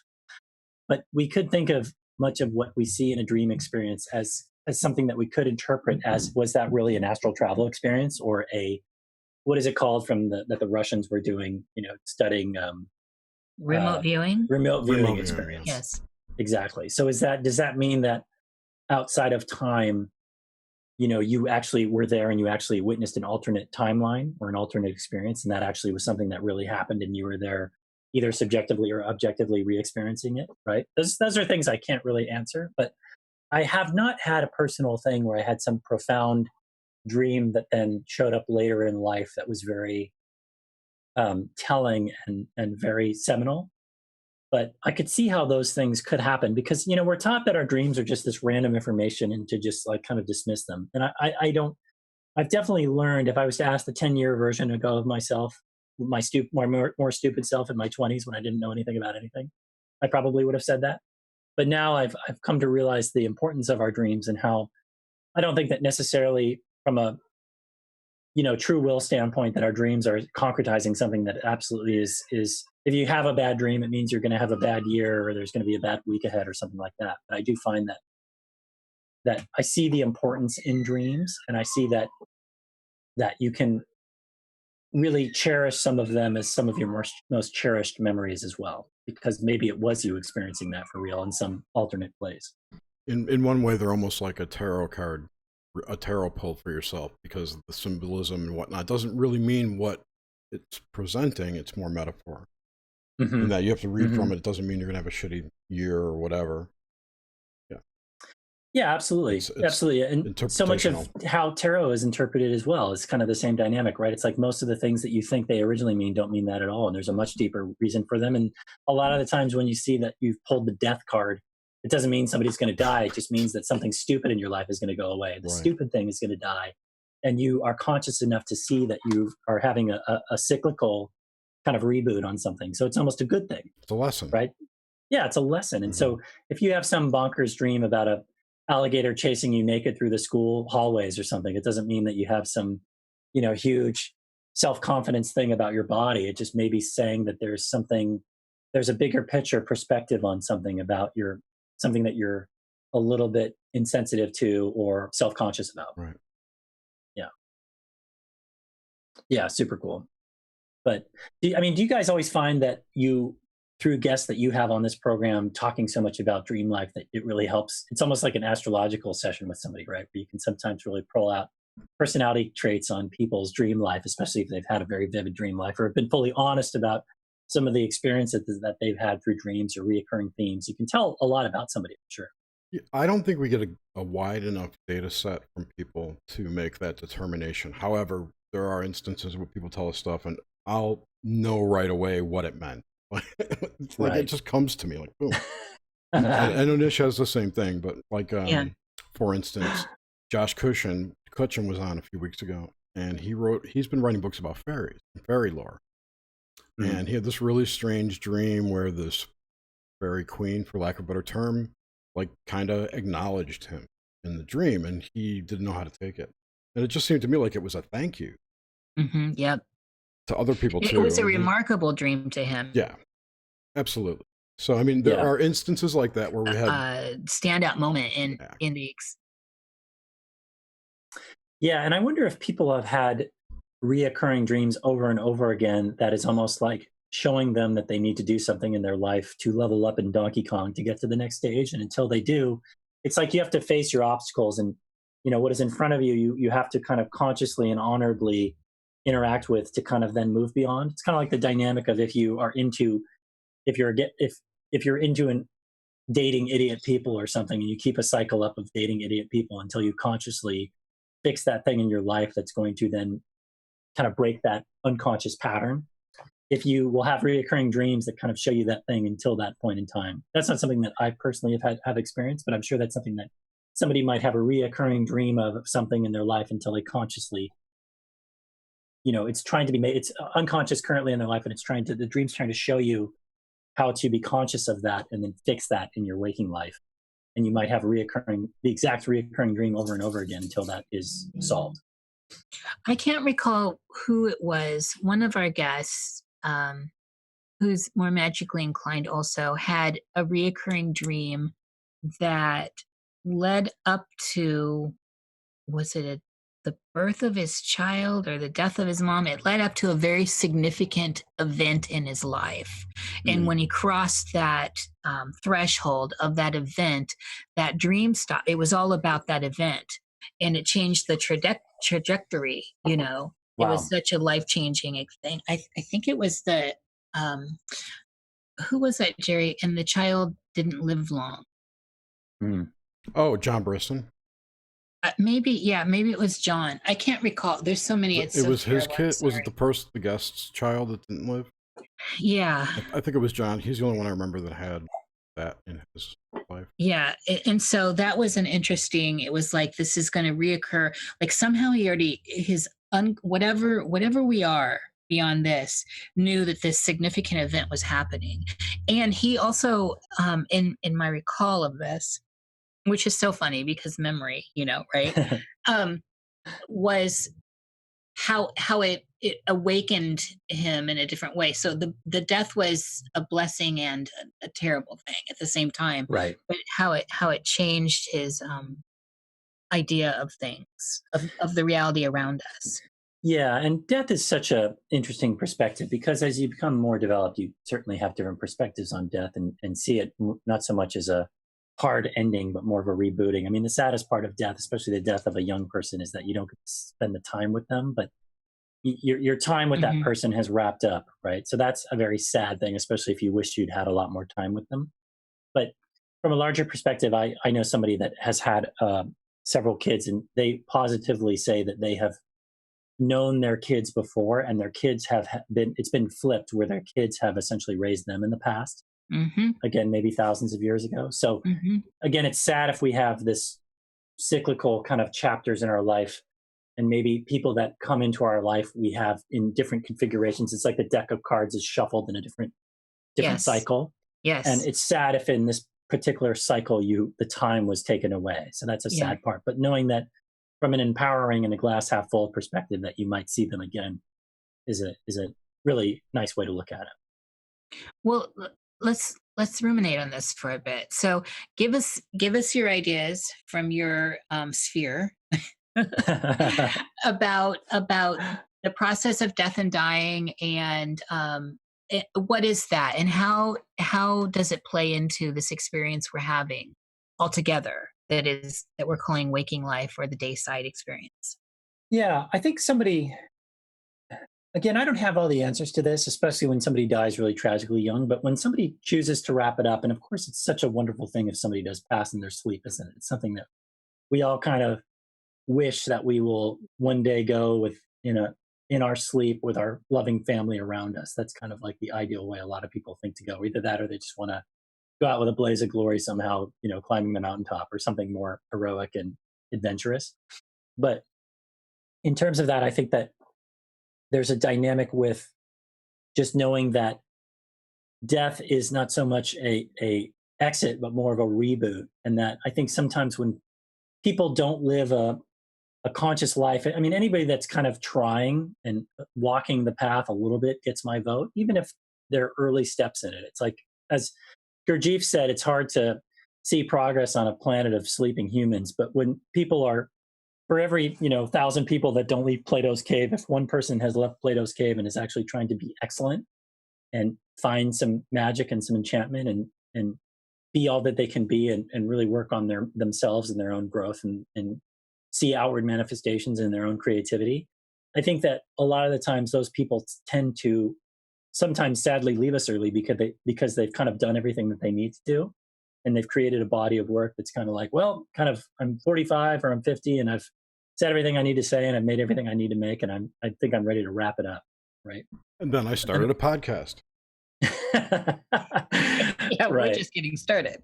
Right, exactly. So I do feel that if somebody is just shut down to any sort of openness on, again, their truthful life, and sometimes I just switch out spiritual for truthful, because sometimes spiritual can have other connotations, and it leads a little bit of a setup sometimes. But I really, honestly, have come to realize that our inner lives, our spiritual lives, once we kind of pursue what is true to us, as long as we're kind of standing in honor and not incurring injury or loss on others, and being respectful and fulfilling our contracts, and honoring people that are reliant on us, and being a good, loved one to those that love us, then I think that you get a lot of time with those people because you put in effort and you get reward by that. So we could talk for another 10 hours about all the occulted stuff with health and how long human beings are really supposed to be here. I recently read some interesting works by somebody that's, his works are very hard to find, but it's this gentleman named Hilton Hotema, and he did a lot of work he wrote a lot about occult things with health and nutrition, and how most human beings can live easily well over 100 years, for example, and how a side effect of modernity is to make people think that dying at 65 or 70 is a standard lifetime. So that type of stuff where I think we're given a lot more time if we do things consciously sometimes. So it's tricky because sometimes you see people that seem like they're excellent and they're putting out good work, but then their lives are totally a mess and they pass away early. And I could think of some names that said some profound things and did some beautiful things. One person specifically that we referenced, for example, like Alan Watts, who said some beautiful things but had certain problems in his life and, arguably died of alcoholism, something like that, where, yes, good example. You have things that there's a difference between your deeds and conduct and what you're just saying on a stage or saying in a recorded medium. It's all about what you do, not so much what you say. And like I said, like it says in the Tao Te Ching, those who speak don't know, and those who know don't speak. So to some extent, when we have these conversations, if we were all super Zen masters, we'd just be not even needing to share the information. I think at times you get to the point where you've said everything that you need to say. But regardless of what you've put out there, I'm talking more about how you truly have really lived your life. Because if you've honored all of your contracts in life and have had profound influence on other people, even if it's a small group of people, it doesn't need to be some massive fucking stupid J-Lo Instagram level of people that are perceiving to care about you. That's witchcraft, though. Even if it's like what I call a vertical network versus a horizontal network, it's like, even if, you've had excellent influence on a few other people, but your relationship with those people has been very deep and profound. And again, maybe you find that you're speaking to a smaller group of more sophisticated, enlightened people versus just that's what you've actually done in your life to affect them versus what you've just said. So sometimes I think that people that have messed up lives but still say profound things tend to go early. So it's more about what you do in your life than what you say. Is there, so I want to look at time here for a minute and, oh, Chronos. And since we're talking about death and also the illusion of time and the illusion of age and all of that, which is very, this cube we're in is very tied to the Mhm. TikTok. And every day I encounter, although I do not really, I'm not really around a lot of people, but when every day I encounter by reading or looking online and those kinds of things, people constantly feeding into this meme of what is old or how long they're going to live or things that have these hard edges, these hard squares that are like this, that are self-determined. So they're like, by this time I'm doing this, by this, by the TikTok. How much of a trap is, I mean, to me it's a trap. I never even know what bloody day it is. I have to look on a calendar so the calendar can tell me that it is, I have to look the 19th. I know it's Wednesday and I'm having a show here. Yeah. How much of a trap do you think all this is? I mean, in the end, I feel like we could be immortals if we don't buy into this crap. It's very wise of you to say that, Niche. I could tell that whatever you've done to make your life so that you don't have to live robotic routine is huge, because if you ask the ancients, some of them would say that they don't even track, what is it? They tracked their lunar days based on the astrological calendar, but they didn't even know how old they were.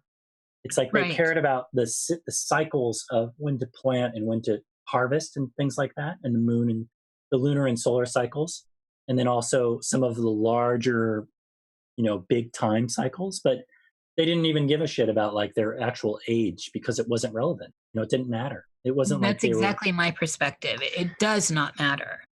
Yeah, and as we know, like our calendar has been so co-opted by Rome and shut down in terms of what empire has done to put us into these cycles that have gotten away from the natural, astrological and lunar solar cycles that human beings are supposed to be in, and has turned it into this thing that is very much a, kind of a patriarchal machine-like dynamic, right? And it's funny because I actually lived off the grid for about 8 months, and we had power and stuff, but by living off the grid, you certainly get aligned with the lunar solar cycles, because it's really dark out and it's been dark for 3 hours and you don't have a lot of artificial light to keep you up that late. So you end up being much more in tune with the day cycle.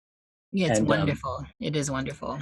Yeah, and it's nice too in terms of time when we can have a conversation like this that's hopefully more timeless. I mean, I would hope that somebody could turn on this conversation in 50 years and it's not very specific to the latest thing, the latest triviality of the moment, right? Because hopefully you're having a more philosophical conversation, and I have learned to try and create works that will hopefully transcend a little bit more time, like not do so much of this kind of tawdry, shallow social networking where you're blasting out only a meme that is just relevant to that whatever's going on in the rubbish parapolitics of the day, but more something that's a little bit of a long form thing that can be a bit more timeless.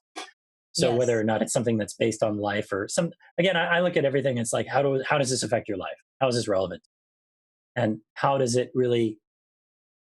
it be something that helps your own benefit at whatever level of development that you're at, and helps you? That's why I do find that something like writing an essay is a lot better than blasting out something on a meme on an Instagram page or something, which most people, as most, a lot of respect to most people, but again, for the 1,000 people that don't want to leave Plato's cave, maybe the muggles out there from Harry Potter, there's one Jedi that wants to leave Plato's cave, and that's usually, you see in the Jedi's work, you see, because of the internal development, again, the inside is the cause, the outside's the effect.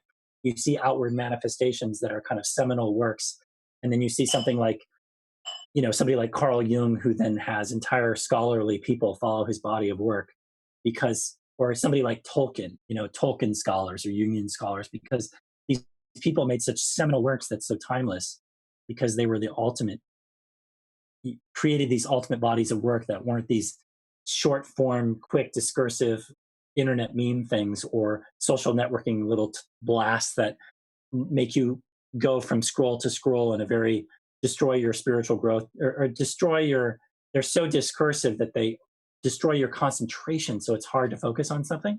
So that's why it's nice to do longer form things. And I don't mean like you need to be a lexicographer and be writing dictionaries. It means like you're creating things like a podcast like this. We have a nice longer form conversation where you can really dive deeper. And that makes it more timeless. Yeah, I definitely prefer these waters. I'm terrible at chit chat. This is why I'm always like, all right, let's get started. Yeah, that's very healthy. You know, I know what you mean, because chit chat is fake chat, right? It's just like I'm so bad at it. It's the routine. It's kind of like it's kind of analogous to when you go into, on the rare occasion that, you know, we might find ourselves in some shopping center or something, and you walk into a store and there's the corporate drone. Again, this doesn't mean that somebody can't be doing excellent things too, and we all need to do what we need to do to live robotically. Being there, they have to do this greeting. They have to do this bullshit greeting, right? And they have to give you this robotic bullshit greeting. The same with, like, you know, I feel bad for people that have to do telemarketing, but everybody can change things in their life so they don't have to be a corporate robot. But they do this like, how you doing today? And it's very fake. It's just, it's absolute baby pole shallow. And when a lot of people that have reached you're probably niche, you've gotten too conscious for small talk is essentially what I'm saying, right? Like you want to dive deeper into a real understanding and real, more philosophic discussion on things that are real. And generally that takes time to do. It's just like how it takes time to read a dense text, or it takes time to have an excellent conversation where you really truly get to know somebody. You know, you're sitting around a campfire conversation, having a 2-hour conversation like we would be if we were all physically together, rather than just these little short form sound bites. And as we know, we live in a very loud, cacophonous soundbite culture. Yeah, it's it's a labyrinth. It really is a labyrinth. This is why I only go shopping for the goods I need that I don't, you know, this year wasn't a grow year for me. The garden was terrible. The weather was terrible. But, you know, every 6 weeks at the least to get into the market, because it's such a terrible experience. I cannot believe it's like really dealing with zombies. And this is, I'm not putting people down. I'm just saying whatever's going on in the environment, especially in markets, with the weirdness of whatever hertz they're playing on the radio, and if they're spraying Valium in the air. I don't know what it is, but people seem to be the most Walking Dead-like in markets. It's like they'll bump you, they knock you, they don't acknowledge you, they don't look up. It's no, you know, I'm sorry for you're reaching for something and someone grabs it. It's all the jokes you see in films, right? It's like the store is in and of itself an AI that manifested, and it manifested those customers just to fill space. They're not really there. Yeah, big cities full of lonely people. Yep. Alone together, right? Alone together. And that's because it's, you know, you guys have these great conversations on this podcast, and think of how enriching and fulfilling that is to you and how much that benefits you, right? And so you've created a medium, and this is why we create podcasts like this. So you've created a medium where you could bypass that kind of bullshit filter of, you know, that and get to this kind of mesh network where you can find other nodes on the network that have activated more and are talking about real shit. Right. So, and that requires a format like this. And that's one of the great things about podcasts, is that you can really get into a great conversation with somebody where you dive deeper and learn more about them. And you're not going to get that in New York City usually, even though you can get to know that naked cowboy pretty good. I think that's why I sometimes say that I think the best social network is meetup.com, because it gets people together in rooms, hopefully talking about real things. I've met some of my favorite people through Meetup. Like my only real friend here in this area is through Meetup. Like, I'm super selective though. So I have a couple more questions for you. And so, and again, bring it from your sphere, of course. But do you think that, does reality form as you experience it? Oh my gosh, it's a 10,000-hour conversation. I know. I'm so sorry. Does reality form as you experience it? Just look what NASA did to space, you know? Yeah, I do feel that, again, I try not to say I believe. I've learned not to believe in anything anymore. Amen. Again, feeling, I do I think that reality is definitely a setup, and I'm not saying that it's. Sometimes I say it's like Truman Show meets Groundhog Day, where we are in some sort of construct, and I don't think it's a glass half full dynamic like a prison planet, but I do think it's like a growth lab where souls transit in to experience polarity in order to grow, and talk about like the physical spatial model of that question mark. Talk about the suppression systems in place around that. You can speculate on that a huge amount. And in terms of Groundhog Day, I think it's repeating itself until it's like the maze that you referenced, Niche, where it's like a growth maze until you can grow out of it. Right. So that's kind of a dynamic on it. And then in terms of, is it created as you experience it? Mystery is more the telling thing than history, right? Like mystery is my story and history is his story. Yes. So I don't buy anything in terms of history. One thing I've heard recently is that anything pre-World War II is completely rewritten. Or is it the other way around? Is it anything? It's like anything pre-World War II is completely false. And that our perspectives on history is completely not at all anything to do with what we think it is. I would even go back to 1850. So your life is there as a setup for you to learn things that you have to kind of level up in Donkey Kong through your experiences to find, like, everything is initiatory, right? And everything is like a series of self-initiations for you to kind of find what you might call your true will. Like, and as we could like align with your dharma. How about that? Yeah, or dharma, or what you might call your raison d'etre, right? Which is your reason for being. And I recently wrote an essay about this that I'm going to put out on the podcast, but there's this Japanese term called ikigare, I think, which talks about, and this is probably the long-winded roundabout way to answer your question, Niche, but ikigare is a phrase that basically encapsulates like what you are interested in and how you want to spend your time, and then also how you can make money. And a lot of people that are conscious struggle with that, right? Like, how can I do what I want to do with my time and also make it sustainable, right? So in terms of how we actually live our lives and what reality really is, I think it's all a reason for us. I think it's all there for us to find our true will. And in terms of like, is it happening? I wouldn't discount the fact that it's what is really going on is so bonkers that it's all about each one of us. It's like a growth lab, a Truman Show for us to engage our true will to go on that path, right? That was good. Yes, thank you, thank you. For a very, that's a very big question, and so I like the way you brought that to us in a condensed way. Sure, and we could continue to fractal that out and unpack it for a long time, but it is a very dense question. It's funny when you ask these questions. It's like there's a question I was thinking I should start asking guests sometimes is, what is our mind? Yes. that is that question is sort of one of the ones we used to ask, because like, really, as far as consciousness goes, what's your opinion of is it local or non-local? Where is it? Where is consciousness?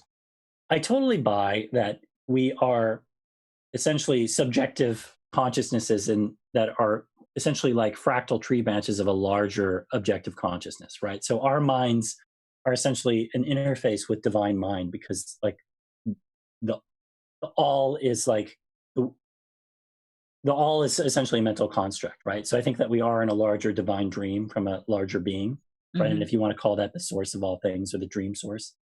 And so I think that part of that being's learning and experiencing itself is to kind of create all these separate little puzzle pieces or chess pieces on the chessboard that are here to experience polarity, sun, moon, night, day, Republican and Democrat, war and peace.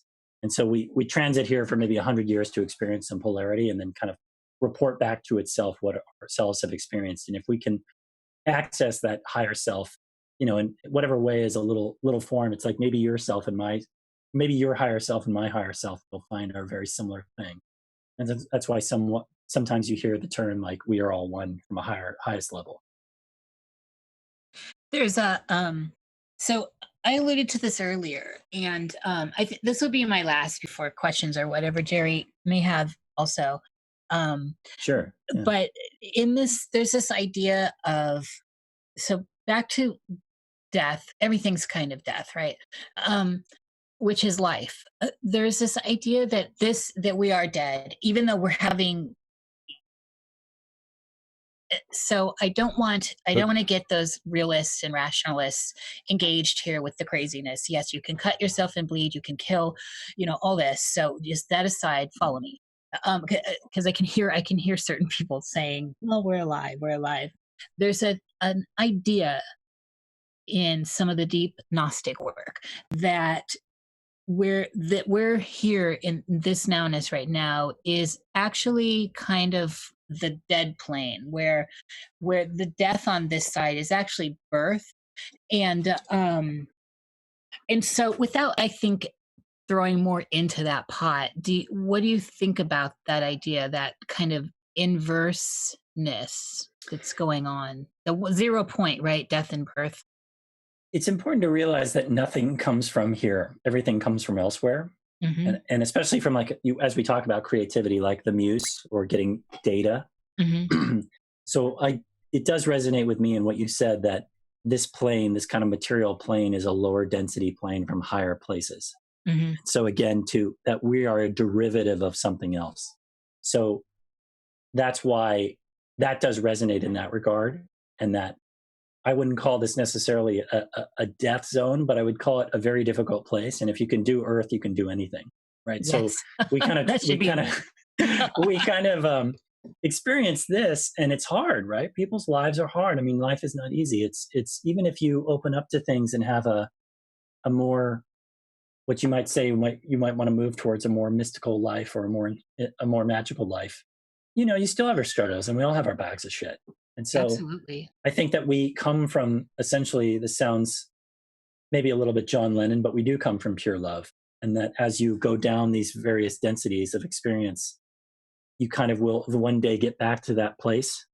But you're here it's an honor to be here. And it's also, it lets you see that as you come from this pure place of bliss that we will all return to one day, Mm-hmm. that having this experience of some of it is very dark polarity, bright polarity. We have some very hard experiences and difficult experiences with wonderful experiences here too, right? So I would say that you get a mix of these things. And I always end up almost in every single conversation talking about the balance of these things, right? About how we balance our lives and balance like love and hate and light and dark, and how there's the power in things comes from finding that center point in so many things. And so I wouldn't call this just like a dark, lowly, horrible place. And I think so much of the system and suppression systems, of course, make us think that we're in much more of a doomy place than we really are. Yes. So yeah, when you look at things Not to from this mention kind of all the YouTube videos. yes, if it bleeds, it leads. And we see that from the unreality signal of non-journalistic infotainment tawdry garbage, right? And so Right. we see that sometimes from alternate sources that are just as rubbish as Fox News or CSNBC, right? It doesn't matter what side of a political spectrum you're on. If it bleeds, it leads. And so it's really powerful to shut off rubbish externalized sources that come from authority figures that don't have your interests at heart. They just want to see you as a kind of advertising label, that want to send you this unreality signal and just market excellent, like garbage stuff to you. When you kind of turn off the unreality signal and see that so much of what is enriching and fulfilling comes from sources that are yummy to you, like maybe some of those great books that we spoke about, or some of these great people that we've referenced. Those people had figured out a little bit of this sense of what is occult is usually hidden, and there's a dark side to that, a very dark side to that, and there's an amazing, wonderful power in that too. Yes. Yeah, and then finding that so much of what is the con is to shut down what's outside of us, shut down what's inside of us and get us to outsource things to other things, to externalize sources, right? So you need to have some faith in this outside deity, or you need to believe that our politicians are going to help us, or you need to buy this latest, junky thing that's just puts you on puppet strings and makes you much more controllable. And you become much more sovereign and powerful when you realize that you have this amazing ability within you to guide your own will and find your own path. And, at the same time, it's a think globally, act locally thing, where be respectful of your brothers and sisters. And so much of everything that's big is a suppression system, and so much of what you can do locally in terms of small things is beautiful. Right. And I think it's important to know that, or for people to realize that the suppression system is really just a giant imagery generator for you. It's generating your reality. Yeah. Because you're not creating your own reality. Someone else is doing it. That's so true. The way I look at it.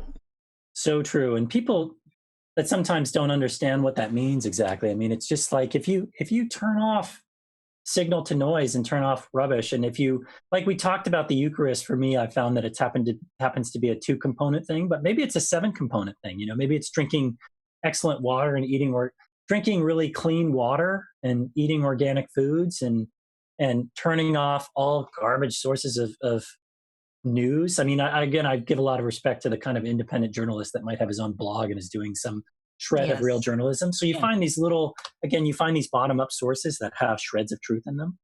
But as like Sturgeon's law says, 90% of everything is crap. You can turn off that 90% of crap and then find 10% of what is excellent. Then that reality that you're creating is very much going to then outwardly be manifesting. And I do feel that some of that New Thought material that says that thoughts are causative has very profound importance to it, where when you when you go from like mind, heart, and will and actually do things in your life that turn off bad signals and create good systems locally within yourself, then, you know, you live a much more enriching and powerful life. So that's what I found anyway. That was a very, again, long-winded way to answer your question. It was excellent. Thank you for that. No complaints. And with that, really, I've got nothing left on my page. That was beautiful. I had written down one thing. Yeah, sure. Oh, you had mentioned earlier, and I was going to throw it out for a discussion topic. It's the echoing of esoteric stuff in Hollywood productions, not in Hollywood, but in our media. Let's say in media, in movies, TV shows. I see a ton of it, and I don't think it's all. I'll put it this way: I know it's not all deliberately put there. There are things that we see that are given to us to offer to us, and they might not always be visual. You know, they could be encoded in some manner, but there's always a lot of shit in media that wasn't placed there deliberately. Yeah, in pop culture. There is, and I'm not one to really, I don't dive a lot into like parapolitics or like, I understand the importance of numerology, for example. So I'm not one to like do endless research on encoding this date with this specific number in this specific Super Bowl ceremony. Yeah, but you know, that stuff. But I do understand. I do see what you're saying, Jerry, is that some of it is done consciously and some of it's done unconsciously. Right. So I understand that the Wachowskis had a certain level of development that got them to a certain point, and then all these puzzle pieces from a higher place kind of locked in to make the Matrix all that it was, right? They maybe had very base, simple understandings of Gnosticism, but they didn't understand full depths of things. So things just happened to be an imprint of the author combined with a larger metaphysical thing happening that the species needed at that time that gave them that information through a piece of artwork like a seminal film, something like that. Right? Is this something that they told you? No. Okay. I know you worked on their movies. I thought maybe they said. No, I met the Wachowskis once when they were in hybridization. I met them in Chicago way before that. Oh, really? Yeah. But, you know, and I give credit. I don't want to always just say that everything from a top-down thing is garbage and that there's no good people working within those systems. I mean, every once in a while you get something that is cool. So that deserves credit. But again, it's going to be 10%. And I criticize things I have a thing on my website that criticizes, you know, psychology and life coaches and therapists. And it's very critical of them. And I'm not necessarily criticizing all of them. I'm just criticizing 90%. All right, I had one question. It's probably late for you guys. Nah. Yeah, you're Nighthawks, I can tell. But not for me. I'm on the West Coast with you out here. Oh, you are. That's right. Oh, yeah. You're talking about the sun being a soul stargate. I remember in your interview on THC, I think that's something either you or Neil said something about that. Yeah, I love that concept. I've heard that a lot. That's very Gnostic. But it is. You know, the ET enlightened people believe that it's also a stargate in terms of crafts. So crafts can come through, like it's a white hole. That every black hole is connected to a white hole, which is our sun, and you could go out and through it.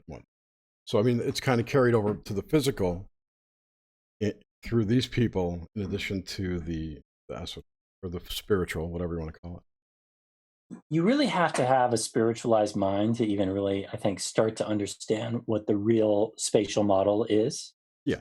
Right. So it's really, I agree. It's really like in terms of divine opposites, like the sun and the moon. I absolutely. I mean, again, like the sun. Eric Dollard has said a lot of profound things about the sun. I think that the electric universe is onto some things about the sun. My colleague Neil Kramer says that he doesn't even think that there's heat there. I don't either.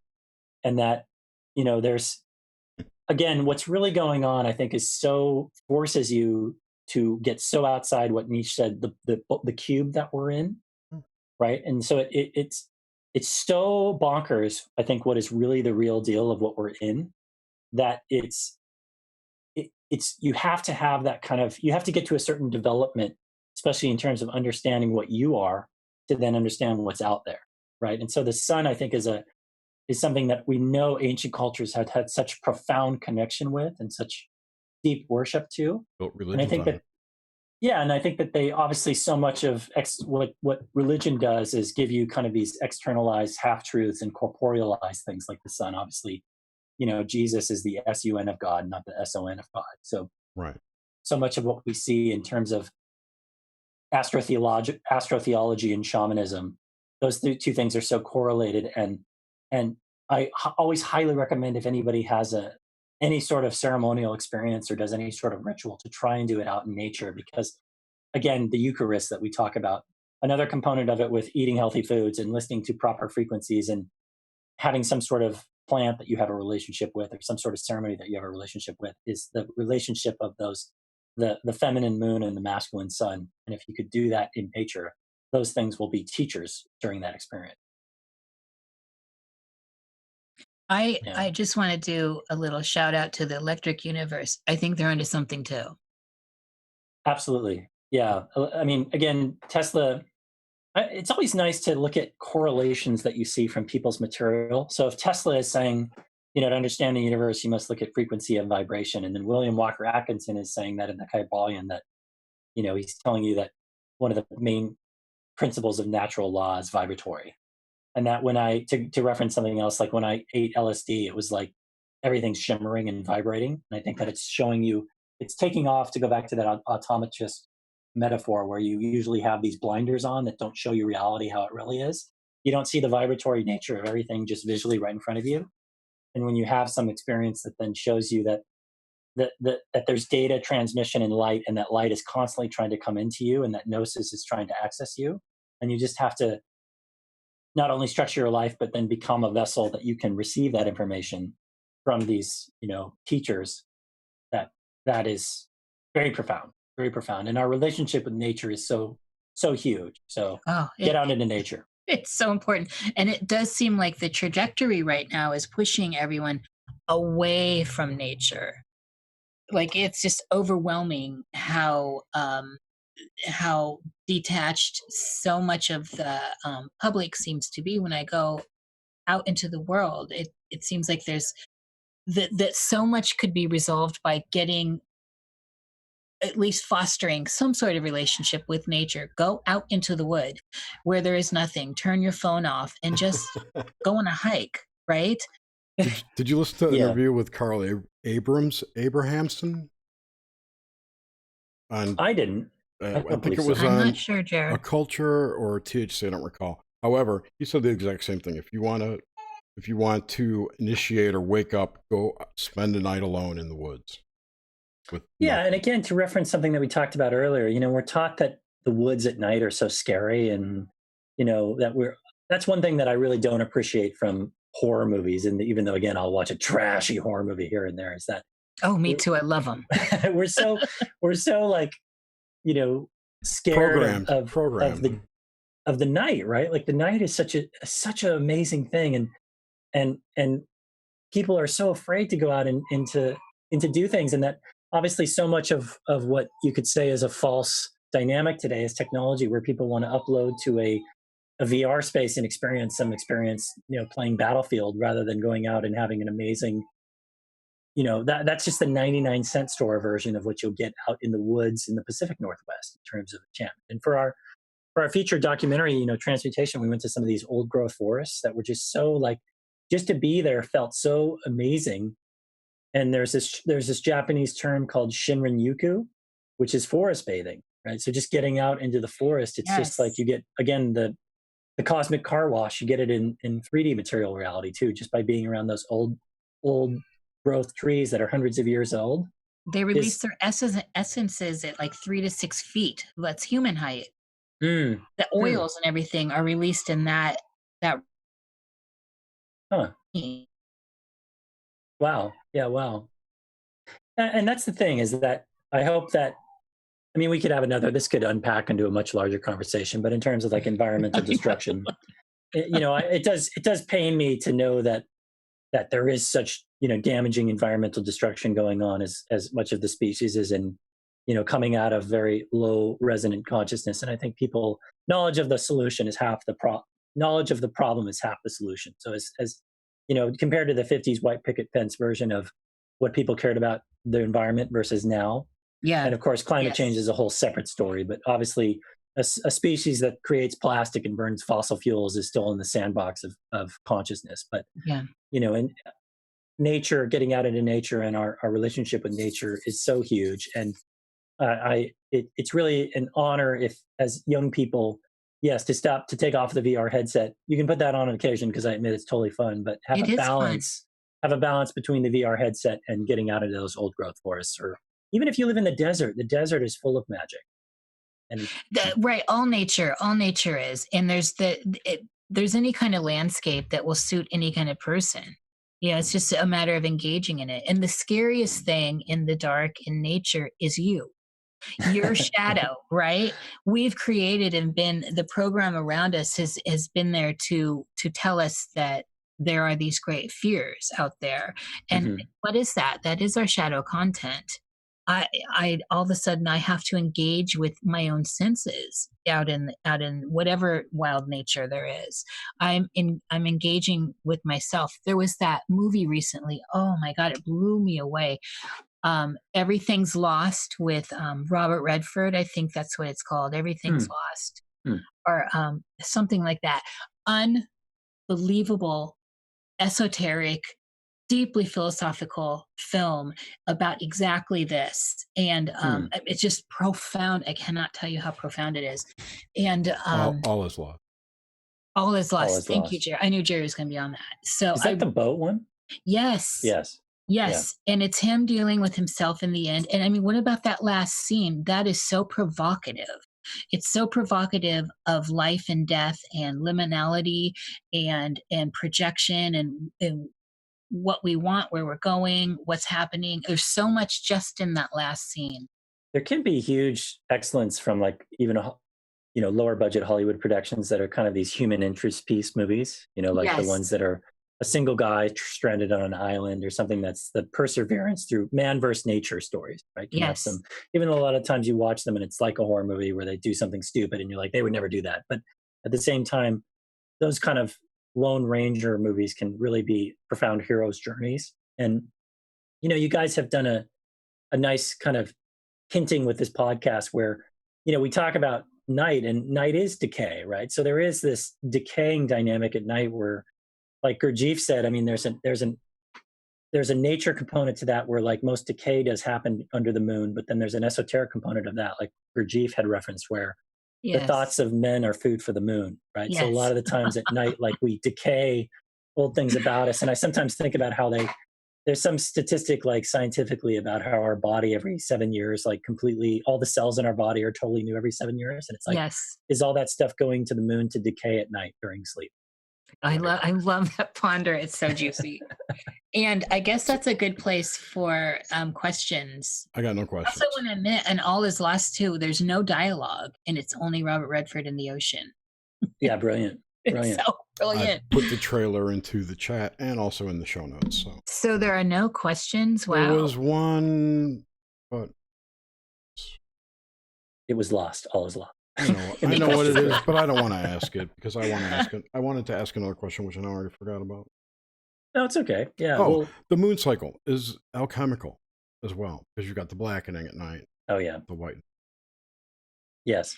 Well, and we see in alchemical esoteric imagery is very profound with the sun and the moon, isn't it? Because it's showing us things that are not only from a male perspective and a female's perspective, but you also oftentimes see these things right above the head of the male or the head of the female. And this is very much the relationship of how, the as above, so below dynamic of these cosmic forces and how much they influence us, which is very much seen in our astrology and how our sun and our moon are very predominant in our astrological charts.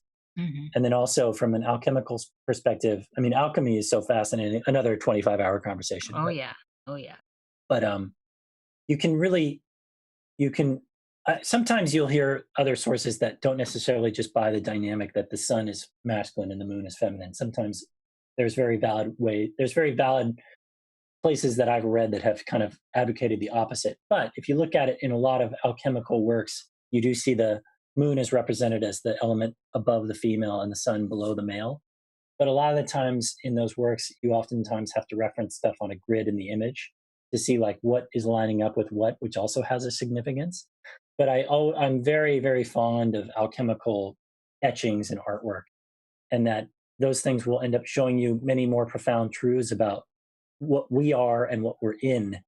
These are kind of two seminal questions to ask yourself: is like, what am I and what am I in? Right? And sometimes alchemical works can help show you that in a very encoded way, just like our dreams. Symbolism and dreams, very similar. And Yes. and Philip K. Dick told us in Valis, it's the Black Iron Prison. Yeah, and it's nice to look at the Black Iron Prison as, again, knowledge of the problem is half the solution. So not to just see it from a glass half empty, we're fucked standpoint, but look at it as like a glass half full standpoint of like, sure, maybe I just talked about this in a recent essay, but maybe a lot of these things are there to help us realize that, because without trial and hardship, without seeing the decay or the dark or the shadow, we don't improve, right? So you really learn through the dark, like you really learn through your negative experiences and your fuck ups and like you being an idiot. You learn from those experiences the most, don't you? You don't learn from you either win or you learn. Right. Yes. Right.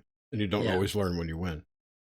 I Right, also exactly. like to think of it in the context of prison has, the doors are open. And if you wake up, you're outside. If you can look at it and see what's going on around you as your reality as a stage, as a play or whatever, you pretty much stepped out of the prison. Because to me, that's what it really meant. Mm-hmm. Yeah, all the world's a stage. Beautifully said, Jerry. Yeah, and this goes back to what Nish was talking about that this is death and whatever you said about the transition states. And another way to look at that is that this is a real-time life review. Mm-hmm. Yeah, and I find it very empowering to know that we are powerful beings and that we have incredible access to things that know thyself, right? Know who you are and know that you can access amazing places, and that those amazing places you may find are just a derivative of a larger version of you. And that is such a profound thing to know in this reality, right? And to work towards always being your best self and living as honorably as possible, and again, fulfilling your contracts, which is important.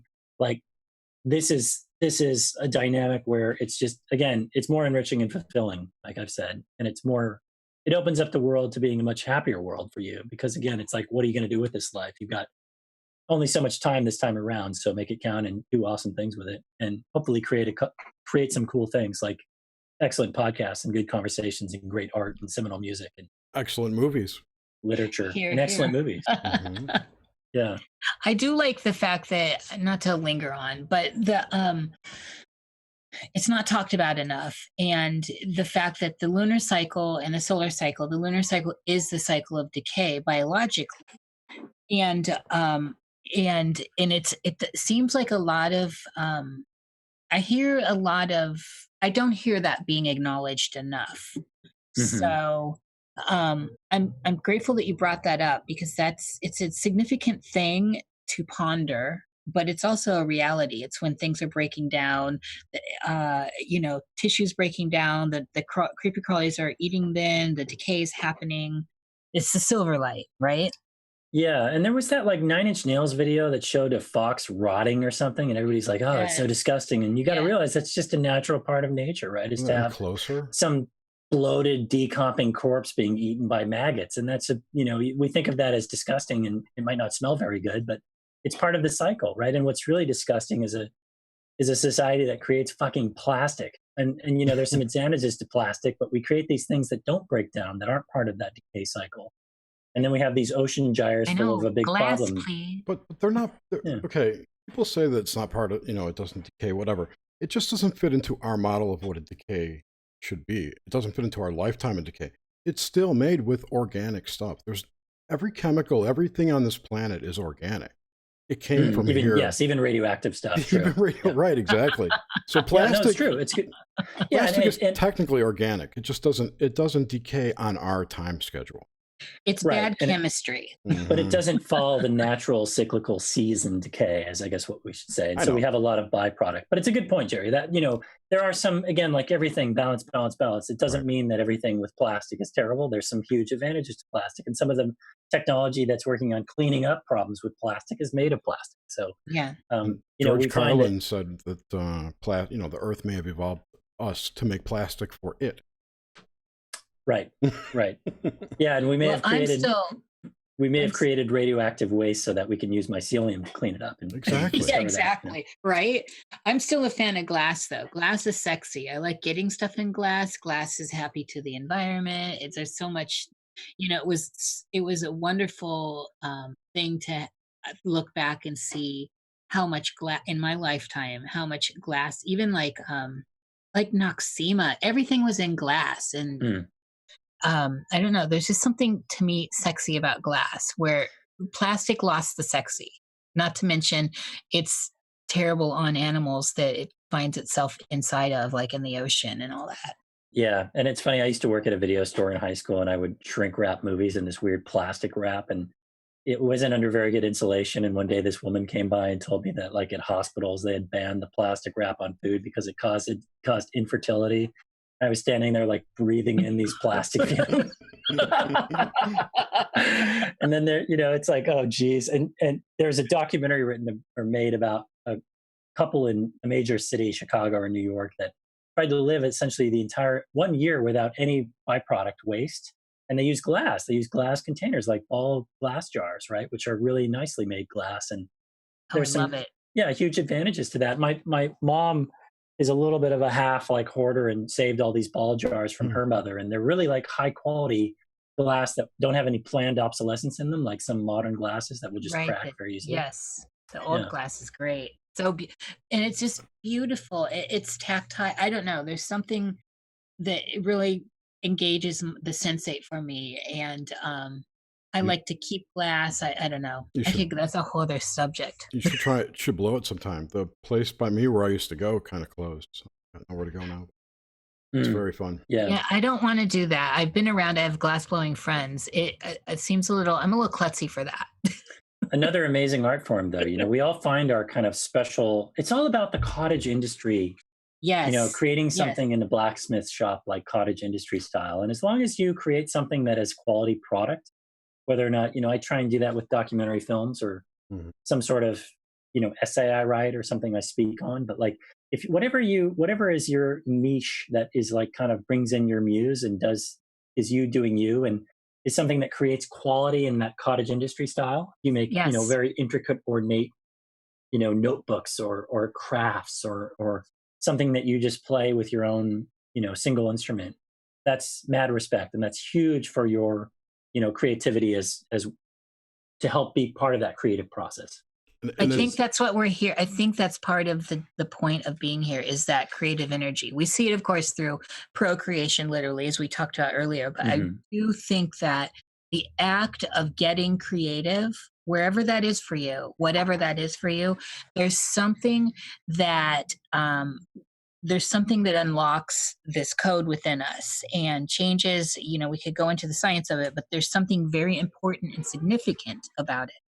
And so you see like people who spent their whole lives doing corporate stuff where they really weren't being creative. And at the end of their lives, there's this regret. What about all the deathbed regrets that, books are written about? Absolutely. And if you're on your yellow brick road, generally you won't hit a midlife crisis because you realize you haven't wasted some massive chunk of your life under the tentacle arms of some gross pyramidal hierarchy that doesn't give a shit about you ultimately. And if you are blowing glass in a small town and that's filling your cup, that's also probably helping you align your true will. Yes. Right? So when your creative outlets really fulfill you and are that really great drug, it's also helping you find your path, which is again custom designed for each of us. And it's that kind of thelemic align your true will path where it helps you realize what's the best way to become the best version of you through your creative outputs. Because again, inside cause, outside effect, and your inner life will eventually outwardly manifest creations that are beautiful and that will create some sort of art. Absolutely. We can dream another dream. Like attracts like, Yep. Mm-hmm. And we can collectively dream another dream. Somehow we're collectively dreaming this paradigm. But I think that we can collectively shift it. And by little things of doing whatever that meme is, do yourself, like slowly, little shifts. Everyone thinks big scary shifts that you can't see how the road meets up, but the little things you do by start stitching over here in your spare time, if that's what gives you joy, and see where that takes you. Right. And it's not a race either. People think that they need to do, I think most people, even excellent people that I've met that are very adept people, they still have to do some sort of balancing of a few things that are a little bit robotic here and there, and then they have other things where they're able to do these creative outlets as well. And ideally, we can get to the point where we only do our creative outlet full time, and then also have kind of enriching personal time as well. So that's the kind of ideal thing. However small of a network or large of a network of people you affect, that generally doesn't matter as much. But what matters is what's true for you and what is, again, beneficial in terms of your craft and how you align that. So it's always a struggle for everybody. Nobody's got it quite perfect. And I think we wouldn't be here unless we needed to figure that out. I mean, that's partially why we're here, is to figure these things out so that from a larger perspective, like every single, however 7 billion plus nodes on a network will all eventually probably get there as well, even though you could say time doesn't exist. How long would that take? It would take a long time. I doubt 7 billion people. Right. Sure. Yes, exactly. Nothing is as it seems. Correct. That is a good note to end this show. Yeah. This has been so great, Niles. Oh yeah, fun. It was great chatting with you guys. Thanks for the time. Likewise. Is there anything you'd like to plug or talk? Get out there. Where can people find you? What's going on? You can find me at nilesheckman.com. Yeah. And, there's a variety of all sorts of juicy things to dive into there. Yes, there is. And those links are all in the description, along with your medium.com link and YouTube and Vimeo.